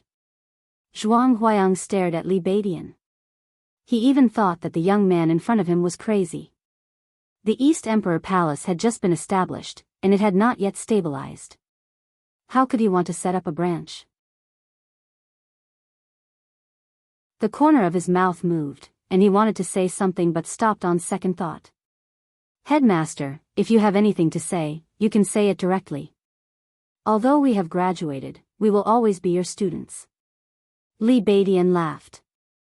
Zhuang Huayang snorted coldly, stood up, and said, "It's nonsense. The East Emperor Palace is in the limelight now. The most important thing to do at present is to keep a low profile. The East Emperor Palace has accepted so many talents at once. Do you really think that other forces have no temper? Bodhisattva?" Well, your foundation is not stable, and you start to set up a branch. What kind of institution is this branch? Who will be responsible? Do you think you don't have enough shortcomings? The new branch is called Nightmare Corps. It is probably a strengthened regiment. The East Emperor Palace is the first in this maneuver. With Tianlan's position, we want to fight for A-class authorization for Nightmare Corps. Li Beidian said. Zhuang Huayang took a deep breath and shook his head with a wry smile. Nightmare Corps was also a special warfare legion. The strengthened regiment would have about 3,000 people, and the commander's military rank was at least a colonel. These were easy to deal with. The key was A-class authorization. There were 4 levels of authorization in the special warfare system of Jianghu state. B-class authorization was common and could be regarded as the basic and middle level. Most small special warfare agencies were B-class authorization. A-class authorization was already a behemoth. They had the power to expand freely in a certain province. The special operations bureaus of each province were all A-class authorization. Originally, the current status of the East Emperor Palace should also give them A-class authorization. To get A-class authorization, the strength must be at the peak of the thunder-shocking realm and the military rank of lieutenant general or above. Li Tianlan was now the marshal of Jianghu state. After the end of the chaos in Eastern Europe, he returned to China and handed over the position of the commander of the Snowdance Corps, but he was still the marshal. Therefore, the new East Emperor Palace would get S-class authorization, which was on the same level as the regional special warfare headquarters. Its status was equivalent to that of a member of parliament. Above the S-class was the X-class. In the entire Jianghu state, only Kunlun City had the X-class authorization and could expand freely within the territory of Jianghu state. In the current state, an S-class authorization was enough for the East Emperor Palace to digest. Li Beidian even wanted an A-class authorization. Let's not talk about whether you can get the A-class authorization. Even if you get it, who in your East Emperor Palace is qualified to be the commander of this Nightmare Corps? Zhuang Huayang asked seriously. Marshal Li can't do it himself, can he? The strength at the peak of the thunder-shocking realm and the military rank of lieutenant general. Li Beidian was now the second most important person in the East Emperor Palace, but his realm was still some distance from the peak of the thunder-shocking realm, and his qualifications were not enough to be promoted to lieutenant general. The Li family, Sai City, and Dongqing clan could provide such people, but it was unlikely to get the A-class authorization with these people. In the entire East Emperor Palace, only Li Wangsheng, the lieutenant general of Black Tortoise in Jianghu state, was barely qualified. But he was just barely qualified. His military rank was enough, but his strength was slightly poor. And the position of the Terracotta Army could not be easily given up. As for the other one, Dongqing Rushi, her strength was enough, but her strength was not strong enough to be promoted as an exception as Li Tianlan's. And to say the least, even if Li Wangsheng and Dongqing Rushi were promoted, their strength was not enough to quell the controversy. At that time, there would be many people who were dissatisfied and challenged. Once they failed, the entire East Emperor Palace would be affected. At present, we have found the candidate for the commander of the Nightmare Corps. He has confirmed that he will join the East Emperor Palace, and I believe that his strength can be promoted and fully recognized by Jianghu state. No one will be bored enough to challenge him. Li Beidian said seriously. Zhuang Huayang thought about it with some doubts and asked, where is he? He is still with Tianlan in Eastern Europe. Li Beidian said. Zhuang Huayang thought about the young expert who was now with Li Tianlan and said uncertainly, Dongqing Rushi? Li Beidian shook his head. Zhuanyuantai, Jianghu state, Lin Yuxian, the young master of the Lin clan. Is he qualified? This chapter is purely coded by mobile phone. There is a power outage at home. We said that there would be no electricity at 10 o'clock. If there are any typos, please bear with it. You're tuning into the Carefree Valley YouTube channel. Don't forget to subscribe and join us on this journey to catch the most captivating stories.